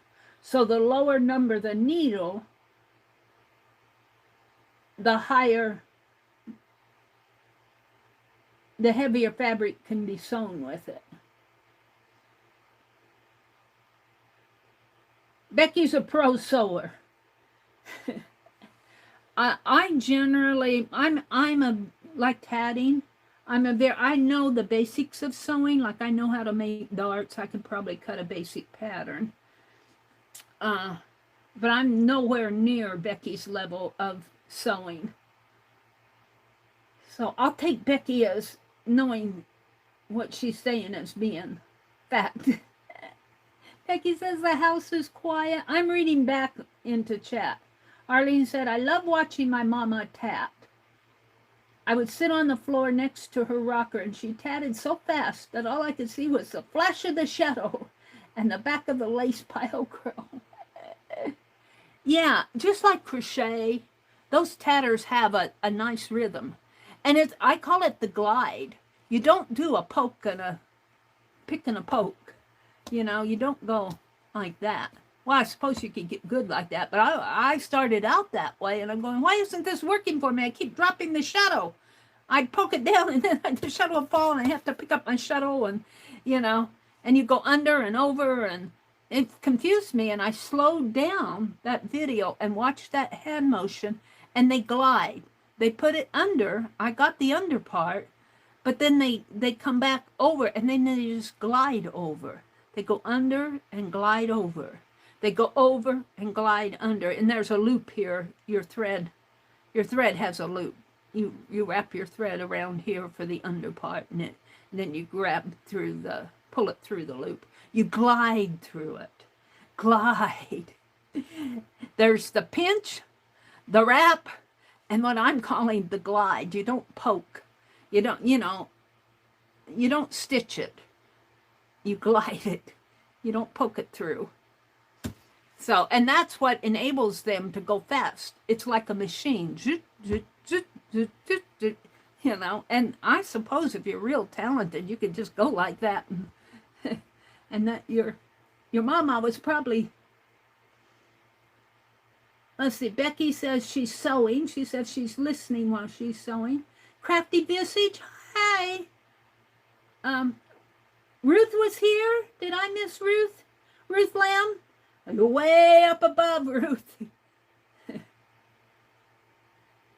And we're back up to where I put the link for, I'm going to go back down to the back here. Leah came in. Ruth is here. Leah said good morning. Leah, are you taking that tatting class? Leah, when it went on the other day, she said, the online class is on, Meri. She reminded me. Didn't want me to miss it. Dar is here. Good morning, Dar. Brenda A. Hi, Brenda. Brenda says, I have some tatting shuttles I bought at a yard sale. I've never used them. At classes at the library in the early 90s, a woman taught us to tat with needles and to knit with pencils. I made a few small flowers. Do you still have those flowers? Now, I've never tried to knit with pencils, but I suppose it can be done because they have the points. Beep, beep, beep. And needle tatting is, I have to agree with, needle tatting is much easier, especially if you love to crochet. You don't have to hold your, you hold your needle and the thread, you hold it a different way. There's different issues, but it's a lot easier to tat with a needle than it is, you know, and if you have hand problems. Now, I don't generally have problems with my hands, but if you hold them like this for a long period of time, you might find some stiffness in your arm until you get that muscle memory. I've got a little arthritis in the morning. My fingers are stiff, but generally I don't have too much of a problem yet. I might in 80 years. I might in 10 years. But I'm pretty good with my hands yet. But needle tatting is much easier. But I think there are some differences with the patterns.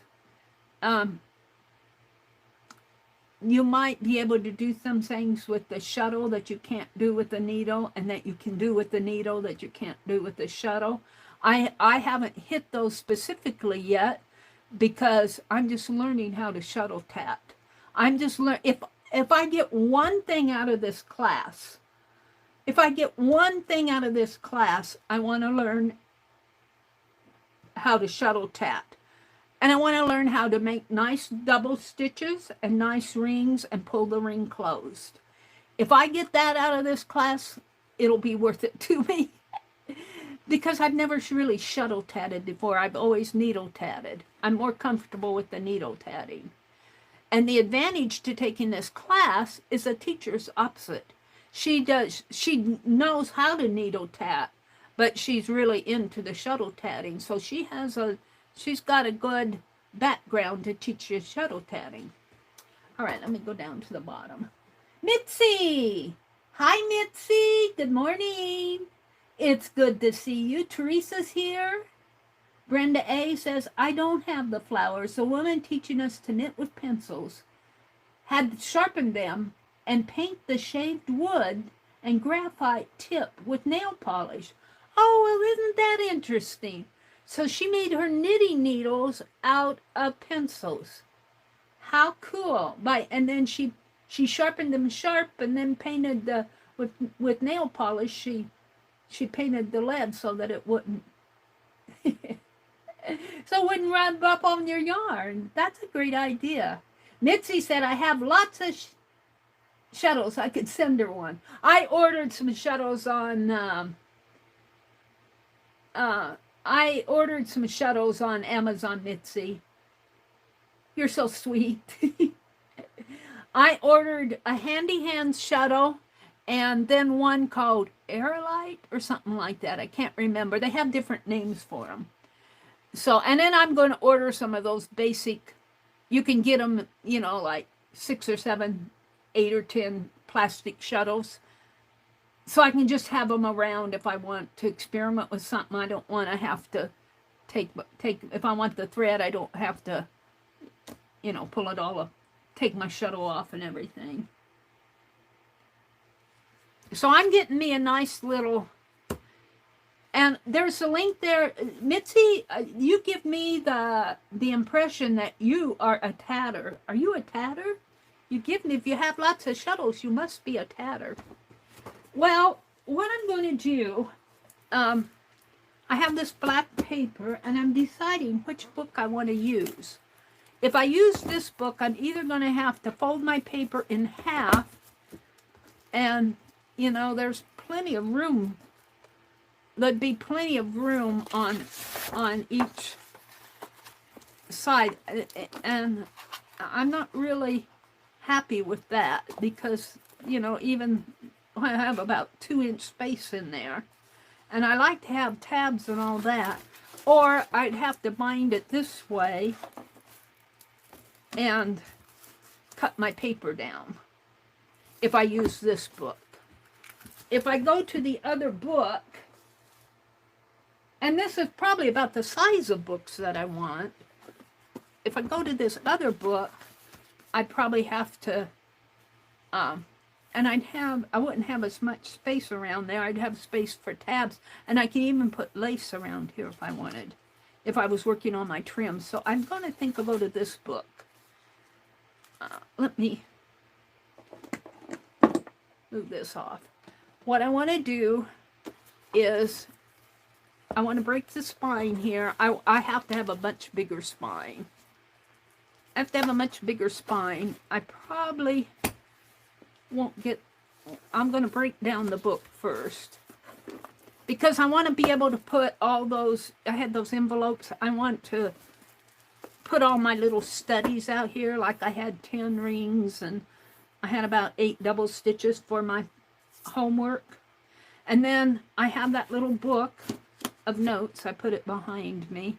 That I want to make a pocket for my little books that I put of my thoughts and ideas and ramblings. So what I'm going to do first, I think I'm going to use this book. This is, oh, there's the little book. All my chattering, let's see. Here's some things I wanted to learn. Here, on needle tatting, I want to work on making clean, secure knots. I usually kind of knot them up. And I'm working on making it cleaner, because I think I got the double stitch and the rings and all that down. Smaller picots for joining. My picots are too large yet. And, oh, this is another go I don't want to share yet. This is a surprise.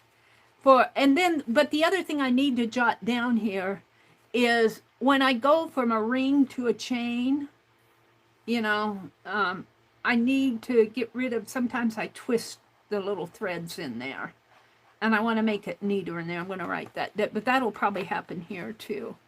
For the shuttle tatting, I jotted down here some things I want to learn for shuttle tatting. Shuttle tatting is new to me. If I learn the basics, I will be happy. The ease of hand coordination, the tension, the shuttle glide ease. I tend to drop the shuttle. That's because I was poking it down rather than gliding it through. And then I want to do nice, clean double stitches and rings and picots. So that's really basic tatting technique in there. So your tension, how to hold your thread, you know, doing a nice double stitches, doing a ring and picot. That's all basic.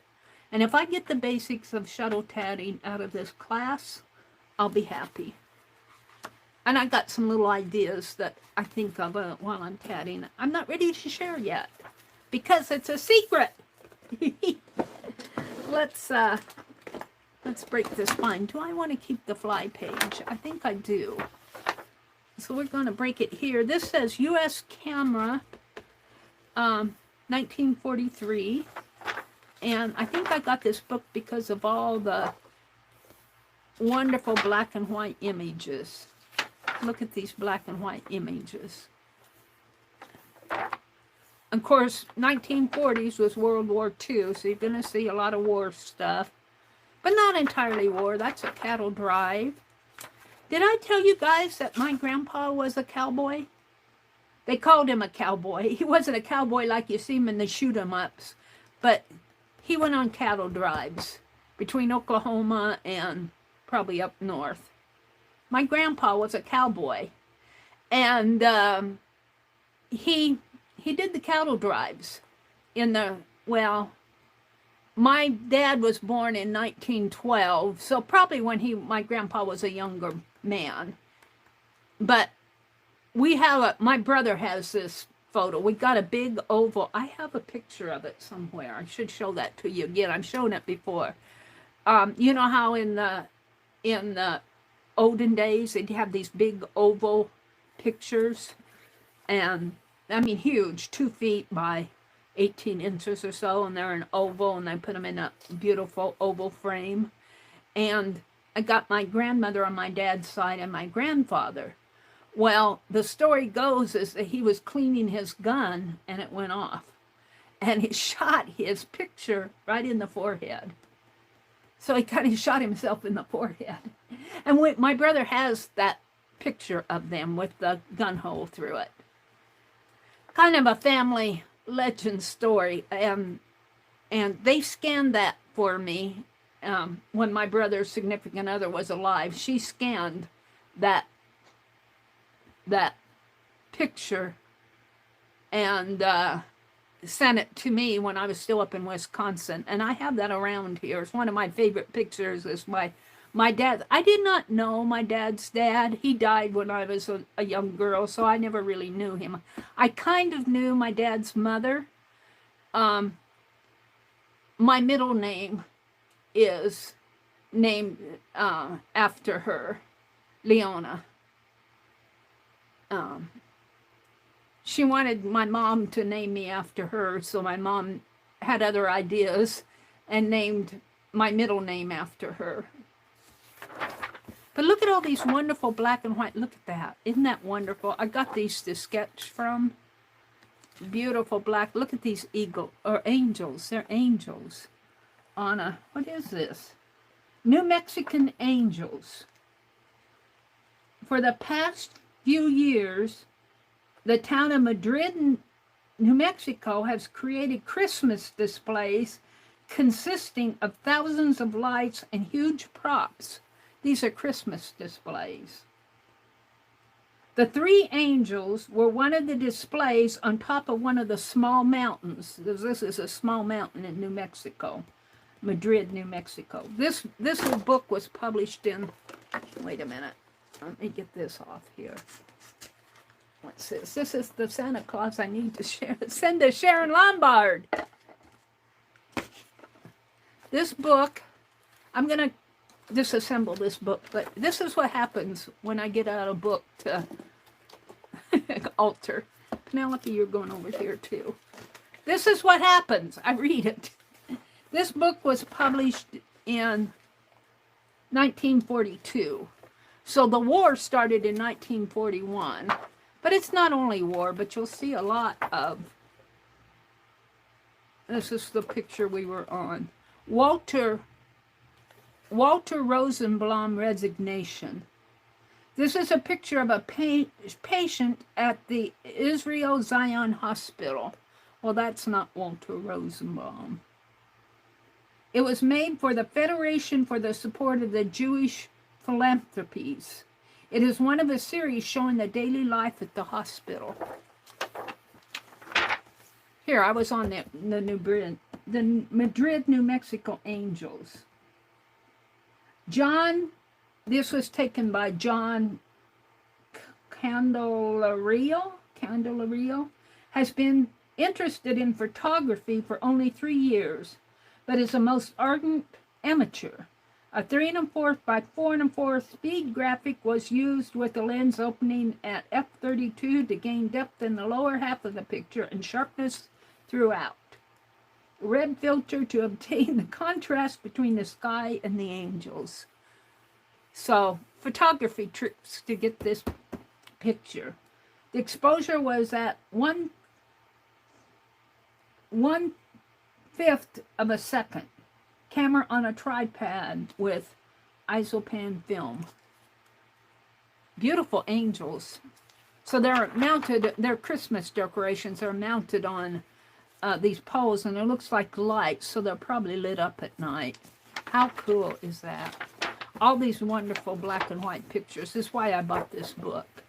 Of course, you're going to get into the war in 1940. Some of the pictures are fun, though. Looks like they're dancing. This picture was a part of a layout of a soldier and his gal, and what they would do when he was on furlough. They danced. This one of a large series of photographs of the dance. Oh, I see she's leaning back there. There's her arm. I don't know, part of her dress. That's cool. Mother and child are Aymara Indians from the mountain region north and east of La Paz on the road to Cerrada, Bolivia. They're Bolivian. That would make a neat picture. I love these. And the pictures, look at how, you know, these are just perfect for sketching from. That's why I bought this book. What's this? U.S. camera. This is part of the book cover. This wasn't done by me. I don't think I got the book cover with this. U.S. camera 1943 photographers. Wonderful pictures. Look at that. I have to say it, you guys. His expression, the way his eyebrows are and his scowl, you know who that reminds me of? We won't go political on you, but it reminds me of it. Our recent mugshot. Look at these kids. This is wonderful. Look at this. Wonderful sketch to sketch from. Now we're getting into some color with Kodachrome. Wonderful, wonderful black and white. This is a photographer's book. And then you're getting into advertising. But I am going to disassemble it. Oh, look, they have a chart here on the back. I'm going to take that. Oh, these are postcards. Ooh, these are subscription cards. This would make a nice little fun journal. You can tear these out. They're subscription cards. Look how small they are. Look how small they are. There's what? 9, 18, 27 of them. Front and back. Well, I'm going to leave the fly page. I am going to make my journal, my tatting journal out of this. So, yep. And get my fingers out of the way. Since I'm going to maybe pull these apart anyway, if I goof here, it isn't going to make a big deal because they're perforated here. So let me see if I can't get in here. I want to keep the fly page.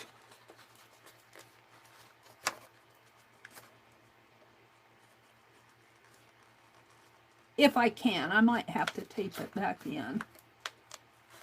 But I think I'm keeping it. Maybe goofed a little up there.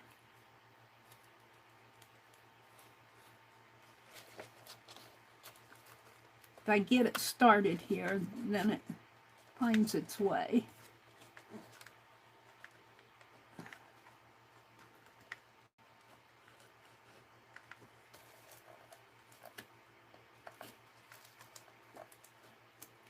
And I just snapped this blade not too long ago. There we go.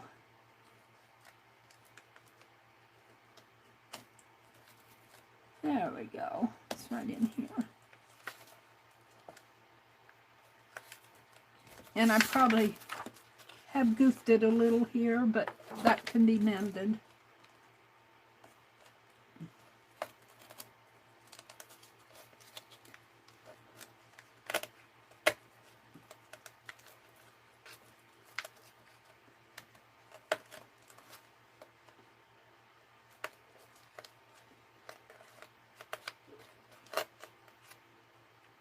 Today is my brother's birthday. I'm going to bake an angel food cake. He likes angel food cake. I'm making it from I'm not making it from scratch, you guys. I'm making it from a box. And he'll like it. He'll appreciate it. We really don't give gifts. He gives gifts. His birthday is on the 5th, and his granddaughter, my grandniece, birthday is on the 3rd. Ouch. That was sharp in there. not the blade, the spine. Looks like it has a cloth spine in here. If I can get that out or not. Looks like it's tucked under.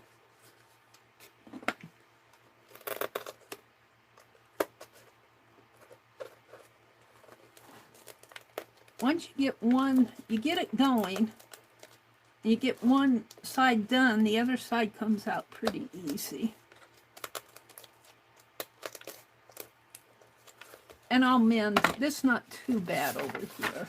I'll mend it, it's more up there. I want to save the fly pages.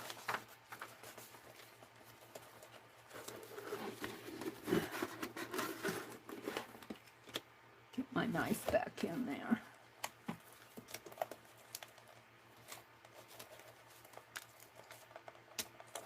So I have a tatting journal, but that's for my other tatting experiences. I want this one just for the class. And I want to expand the spine. So I'll be cutting this apart anyway. But I'm trying to save as much as I can of the fly page. And they really, this one's done a little bit differently because I got that fly page glued onto here. The tatting examples will be pretty thick. All right, let me stop here and look at chat. Meri's in her head. Let's see what you guys are saying. Did Gigi come in? Hi, Gigi. Hi, Cheryl. Good morning, ladies. Ladies. What comes on after Meri? Well, today is Tuesday. So, my little paper here. Where's my little paper? It's right here.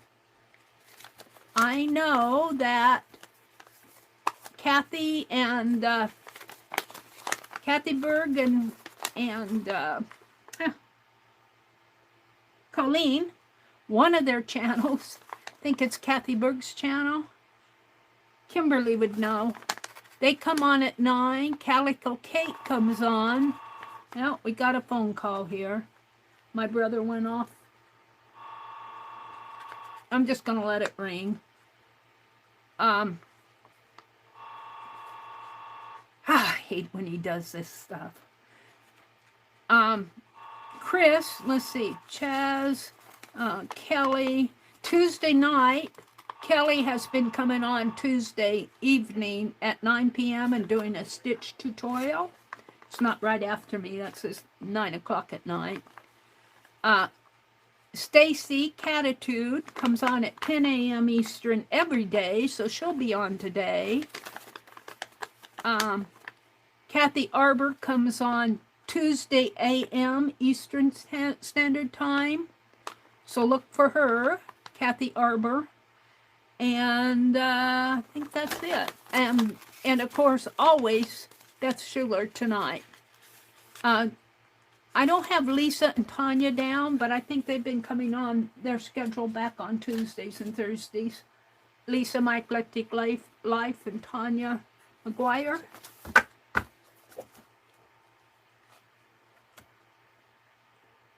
It's Kathy Cowell's birthday today? Oh, really? Happy birthday, Kathy. I don't think she's in here. But we'll have to put her on the Fib Diggity group and wish her a happy birthday. Happy birthday to you. Happy birthday to you. Happy birthday, Kathy. Calico Kate, Kathy. She comes in here. She comes in here. Arlene dropped the link to Stacy's channel and to Kathy Berg's channel. So Kathy Arbor and Beth Schuler and Kelly Rawson. Is it Rawson or Rawson? I think it's W-A-R-S-O-N. And sometimes they come on and sometimes they don't. I can't control that. Becky says good morning to Cheryl and all that she missed. Oops, and there went my chat. Let me refresh. my chat disappears sometimes. There's Christy Rhodes. Good morning. I haven't been working on the owls this morning, but Christy, yours is done. I won't get them sent until tomorrow. I'm going to be at home today. You heard the phone ringing. That's how it's going to go today. Good morning, Christy. Cheryl says she's going to write down birthdays. Yeah, I've been going through I get sidetracked so much on the projects. Birthdays that are in the Fib Diggity group.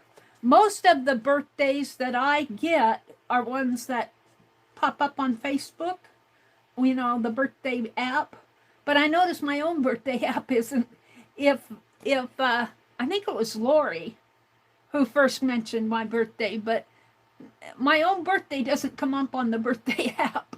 So not all the birthdays come up, so I don't catch everybody.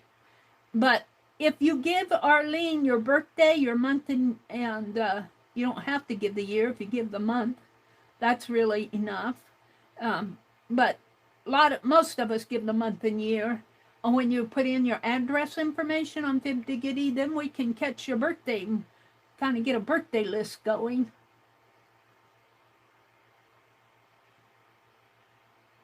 Cheryl's all settled into her new home now. She says, hopefully I'm going to get back on track. Yeah, a move can set you back, can it? A move can set you back. There's Christy. Becky. Dar says, Colleen is on at 10 Eastern time. Thank you, Dar, for that. So is it on Colleen's channel? CK Art? You know, I want to join some of these chats more. I don't know. I get distracted with so much stuff I got to get done. My brother's he's been dealing with plumbing issues and banking issues, and he's got a VA appointment coming up. We got a doctor's appointment to set up through the VA, and that's going to happen today. And my tatting online classes today, and he watches Price is Right at 10. And one reason why I don't get into the 9 o'clock chats is because that TV blares loud. And I can hardly hear myself think, let alone a chat. So I don't get a lot of the 9 o'clock. I try to catch replays, but I'm not all that good at it. But happy birthday to Kathy Cowles. This is where Cheryl came in. Chaz is here? Is Chaz here? Did I miss saying good morning to chat? You can hear him say his name and what he wants. Yeah, he's just, I don't mind. He's just putting a stop on the check with the bank. He made a down payment thinking that he was going to hire this one plumber who really isn't too bad, but he's a little high, to tell you the truth. He's on the high side. And he's saving $3,000 at least going to another plumber. So he's stopping payment on the down payment check. He's stopping payment on the check. And then he called the plumber and kind of explained what was going on. So you guys all know, the world knows, we're having a new sewer line put in. The old one, probably this house has to be pre-1940s. So, and the sewer line, what they used back in those days were not all that durable. It's rotting away and crumbling up in there, and they got to dig all that up. Hopefully, they won't have to dig up this new street. They just built a street. But the sewer line has to connect with the main sewer line that goes out to the processing area, wherever they do out there. I avoid that area. But we're hoping that they won't have to dig up the street, but they might have to, and that's going to cost money. Oh.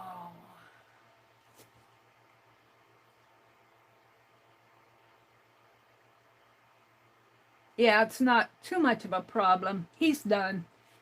So anyway, he knew I was online in here. I don't think he cares. He sneezes and barfs and everything else. I tell him, I said, you're heard around the world. He just grins. He just canceling his check. That's all what that was all about. Don't cash my $10,000 check. And they wanted a $10,000 down payment. Ouch. Ouch. That'd take a bite out of my Social Security. All right, so I'm trying to figure out how I'm going to bind this. Let me go down to the bottom, chat. Chaz, there's Chaz. Cheshire, it's fun watching shadow box coming together. Ooh. Is Dar doing a shadow box? Colleen is doing a Halloween shadow box today, Dar says. Arlene put up, I think that's the right channel, CK Mixed Media, is that what it's named? She's putting together a Halloween shadow box. That does sound interesting. Becky says, I don't do business with anybody that requires a down payment. Now, I don't know about this plumber that was out yesterday. I kind of let him deal with them because, you know, men. And I thought, well, you know, I could stick my nose in all that. I don't know if they're requiring a down payment, but I was real impressed that they came out. The estimates are free. And I was real impressed that he came out on Labor Day. And they have to take a picture of everything under the ground. They have cameras that can go in there. And they came out on Labor Day to do that. Didn't charge him anything to do the estimate. And I don't know if they're requiring a down payment or not. But a $10,000 down payment is a bite.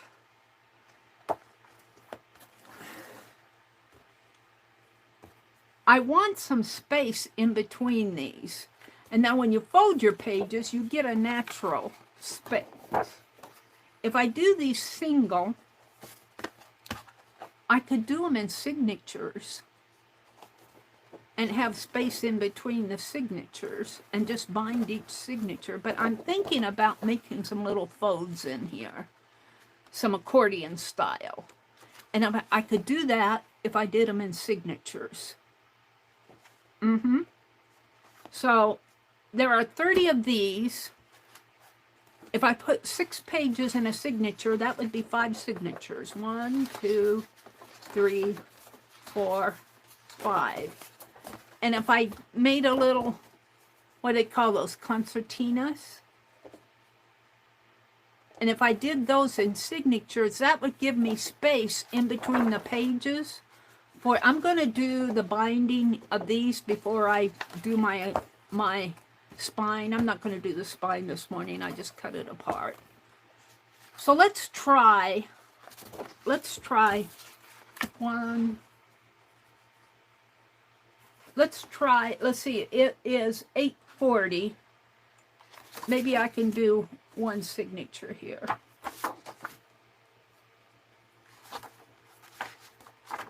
Of 6 pages. And I need to do, tomorrow's Wednesday. I may work on some envelopes on Wednesday for the owls. I have 3 of them done. I'm working on Karen K's mother. I just have to print it and make the card, and that will be ready to go. I'm going to town tomorrow. I want to mail the envelopes. The birds are, I want them to go out tomorrow, and I want the 4 of the owl envelopes to go out. Then I'm going to work on the envelopes, the owl envelopes that I had for giveaway. And there's 5 of those. And then I promised Raul, and I want to do one for Paula. She didn't really ask for it, but I want to do one for Paula. So they're going to be last. And then I'm done with the owls. What's under here? Where's my ruler? I think I got stuff that fell under here. What's under this paper? Whatever it is isn't coming out. What is that? It's a scrap, but... Oh, what is that? Oh, it's one of those belt things. There's probably, it feels like, no? Yeah, there's another one here. I tore apart a belt. There it is. See, that's what happens on my desk. This will go, I think I put these in a box behind me. Still feels like there's something there. I put this here because the lamp tends to, no? Yeah, there's a paper in there.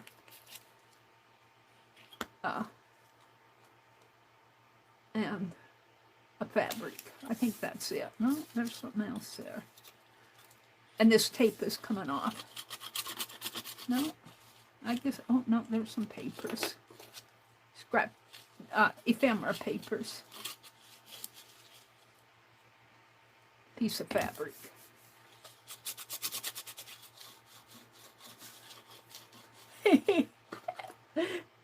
Scrap. Let's throw that away. All right. So I was going to make a, we're going to do this, and this will be the last thing I'll do. Let's put this away. And I know this is my spine size, so I'm going to get some, probably some cardboard, some stiff cardboard. But I'm going to put these together first so I know how wide to make, I want to make my spine. It'll probably be a couple inches wide. So I'm going to get out another sheet of paper here out of the pack. And if I make these an inch wide and score it every half inch, it'd be 6 inches. Well, you know, this is 8 inches wide. No, it's 8.5. 1, 2, 3, 4, 5, 6, 7, 8. I only need 6. Let's score. Let's get out the scoreboard. And you know who gave me the scoreboard was Rhonda. I get so much from you guys. I tell you, I can't express my gratitude to everybody who sent me things. Just, I appreciate you guys so much. And I keep in mind, Rhonda, our Jinx Rhonda, sent me this. Now I'm going to score every half inch for 6 inches, and I'll have 2.5 inches left here. But we'll, and that should give me, oh, do I need 7 inches? Because I need 6 spaces. I have 6 sheets. We'll do 7, just because I can always cut it off. So I'm going to score every half inch to 7 inches. And I suppose it wouldn't hurt to have space on every side. Now, I've already done this, but if I go, I'm going to score it every half inch for the whole sheet, and then I'll figure it out. I'm just doing this on the fly, you guys. Let's just score every half inch. Oh, did I score it at a half? No. Let's get out another sheet. I scored that wrong. We'll use that for, I need black paper for scribble pages. Let me get out another sheet. I don't want to mess up what I got out here. I want my counts. I'm pulling it out of the pack.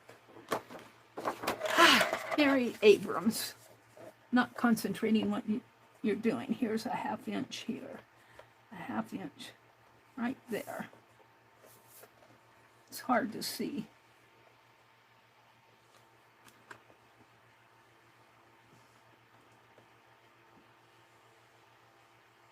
And there's a half inch. And an inch.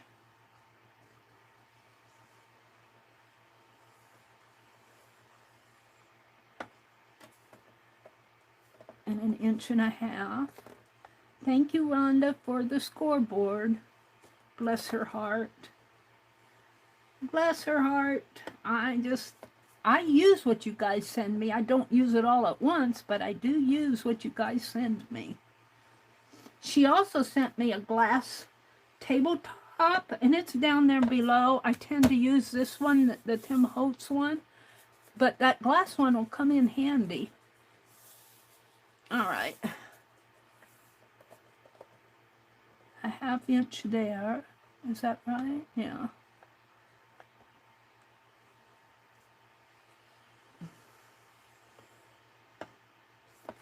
And this is taking the scores nice. I want to see how they bend. And we're at the 3-inch mark.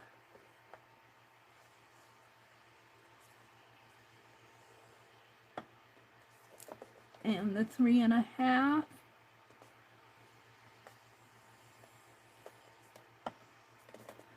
And the 4-inch mark. Yeah, there's a book sale coming up later this, and I'm going to go. I do not need any more books, you guys. I have no business buying more books, but I'm going to go, and if I see something cool, everything's cool. That's the problem. But like this book that I showed, this 1943 book, all those wonderful black and white photos, I can enjoy those. I can sketch from them. They're beautiful photography, and then I'll sketch for them just for my own journal. Nothing I'm going to resell or anything like that.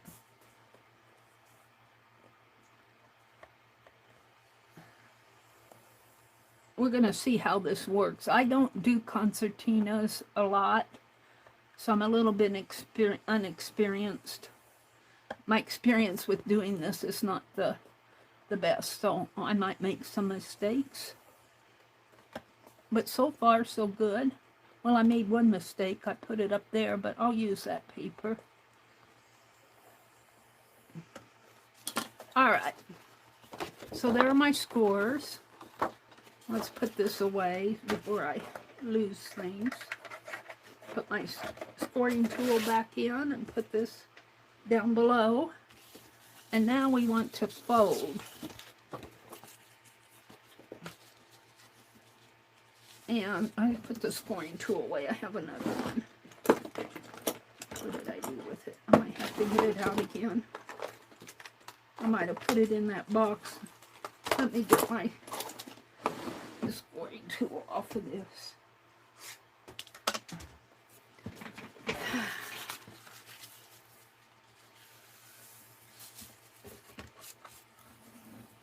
And I don't know who taught me this, but if you score from the center out and from the center down, center up, that gives you a nice score.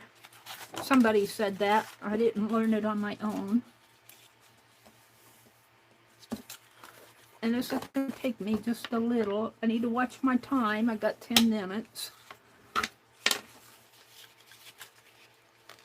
And what I like about this paper is, now I had some red paper that I was making cards out of, but when I folded it, it showed white.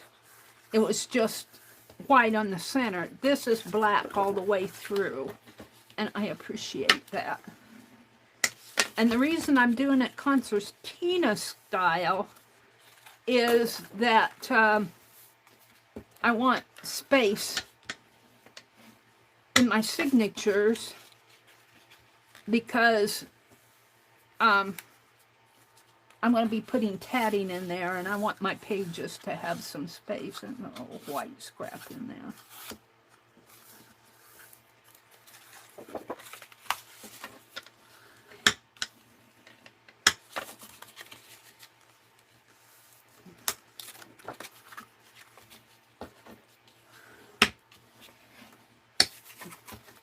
I'm going to have plenty here.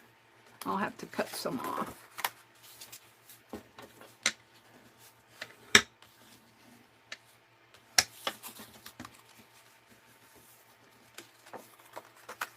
But I think I'm going to leave some edges, a 1-inch edge, until I figure out what I'm doing. That's a little crooked there. Hopefully it made up for it on the next one. When you get it crooked, it kind of tends to fan out. See how that's fanning out? right there. I don't know if I can fix that. I'm not the best at all of this. I probably moved my paper when I was scoring it. I don't know if that... Maybe if I bend it down this way first. Make it even with the table. And still a little crooked there. Yeah. We'll see how that works. I might have to do this more than once. This will be a trial one. I'll have to watch my scoring. Let's just go this way now, because I think it's going to bend out.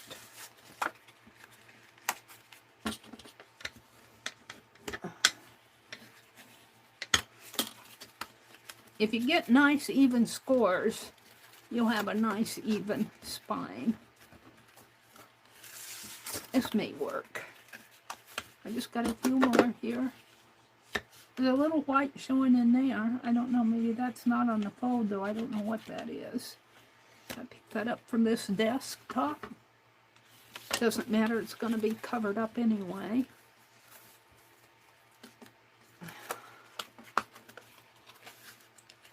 Alright, I'm going to leave that last ½ inch there. No, let's fold it in. I see how many spaces I have from this.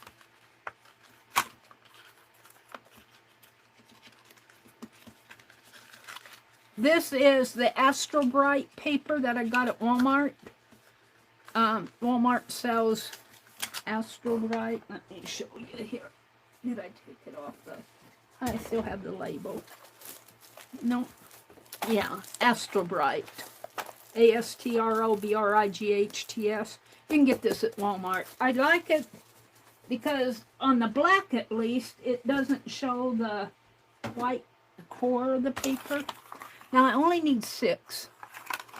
Let's see, if I leave an inch here, let's leave an inch, or maybe 1.5 inches. So 1,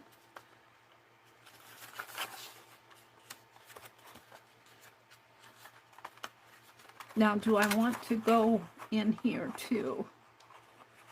Concertina, you really go around the core. You go, and I wanted 1.5 inches there. You really, this becomes the center of your 2 pages, so you put 1 page here and 1 page there. But I don't know if I want that. I might make it double like this and put 1 page in there. So this is 1, 2, 3. So that's 1, 2, 3. I'm only getting 3 out of one sheet, the way I'm figuring it. So 3 out of 30 pages would be 10 signatures. And then this, I'll probably, you can see I folded it wrong. My scoring wasn't the best over here. By the time this is the last. By the time I got over to there. And if I put this in, I'll probably trim off some of this. But see, if I put my sheets, let's grab a sheet here. Let me get down here. Hold on. Let's grab 3. Meri's just chattering away. If I get these all built, I've never really made a journal like this. Let's see if I put my sheets in here. Then I'll have plenty of room for my tatting. So like 1. Come on, just give me a sheet.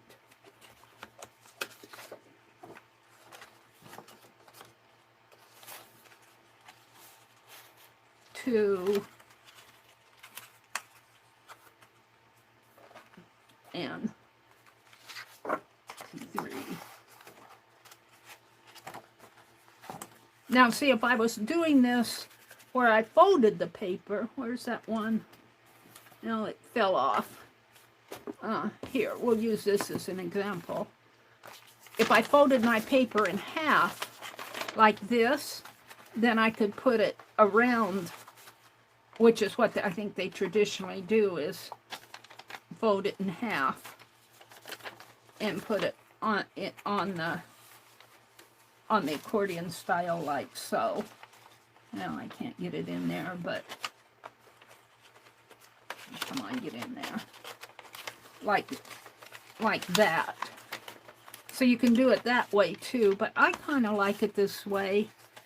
I'll have to have 10 of these for 30 papers.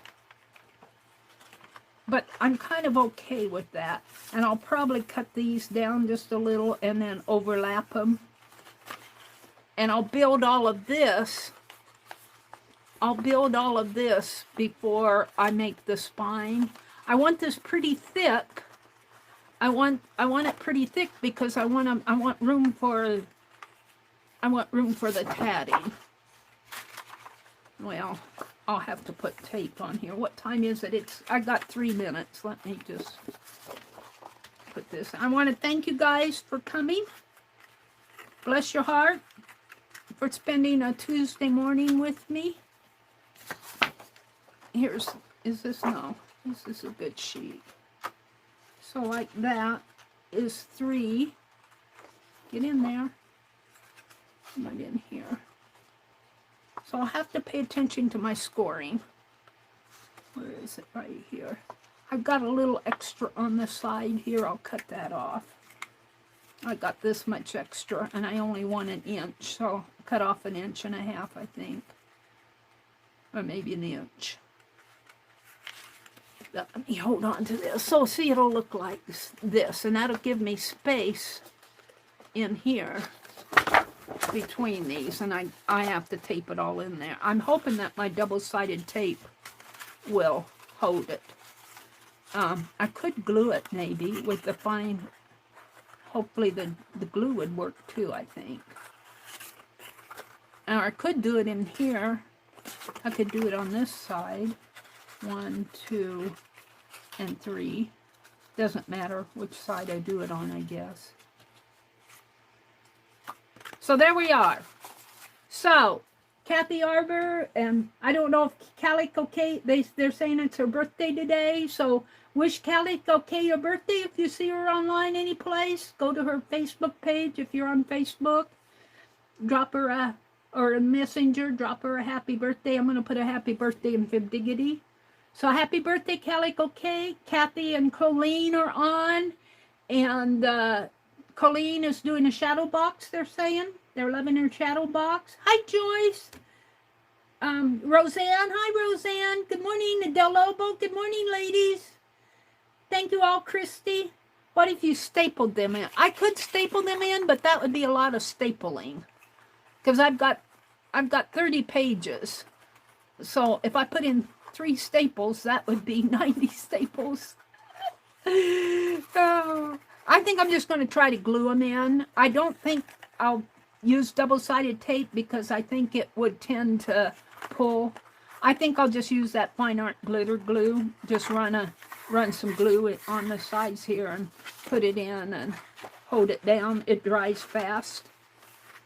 So that's what I'm going to be working on for my tatting journal. And you'll be seeing me fill this up. So Tuesday night, this is Tuesday. Look for Lisa and Tanya, maybe, I don't know. Usually on Tuesday and Thursdays, around 1:30, 2 o'clock Central? I'm not really sure. Their times have changed, so. But I know that they're coming back on. And Beth Schuler tonight at 6 p.m. And then Kelly Ralston at 9 o'clock tonight, Eastern. So, and Beth Schuler's at 6 Eastern. So, I'm going to try to pop on tomorrow morning. I might work a little on this, just glue this first signature together. And I want to work on the envelopes. But I wanted to cover my experiences today and my crochet and chat. Yeah. Journey's birthday, too. Don't forget. Oh, really? Teresa says that Journey has a birthday. I didn't know that. Happy birthday, Journey. I'll leave some messages in Fibdiggity. Happy birthday, ladies. All right, it's 9 o'clock on the dot. Have a great day. look for me tomorrow morning for about a half an hour. I mean, not a half an hour and a half. Or unless I have to get with Becky and find out what she's planning on doing for her September schedule. It's September. I'll get with Becky. If she's planning on coming on tomorrow morning, I may not. So just keep that in mind. If Becky wants to stream on Wednesday mornings early, I'm not going to. I'll adjust my schedule, and not tomorrow. I'll find out what she's planning for her schedule. I may push my time back to 4:30 in the morning if I come on Wednesday. Wednesdays are impromptu for me. But I want Becky to have her time if she wants it. So have a great day, everybody. I thoroughly appreciate you all. Go out and enjoy your day.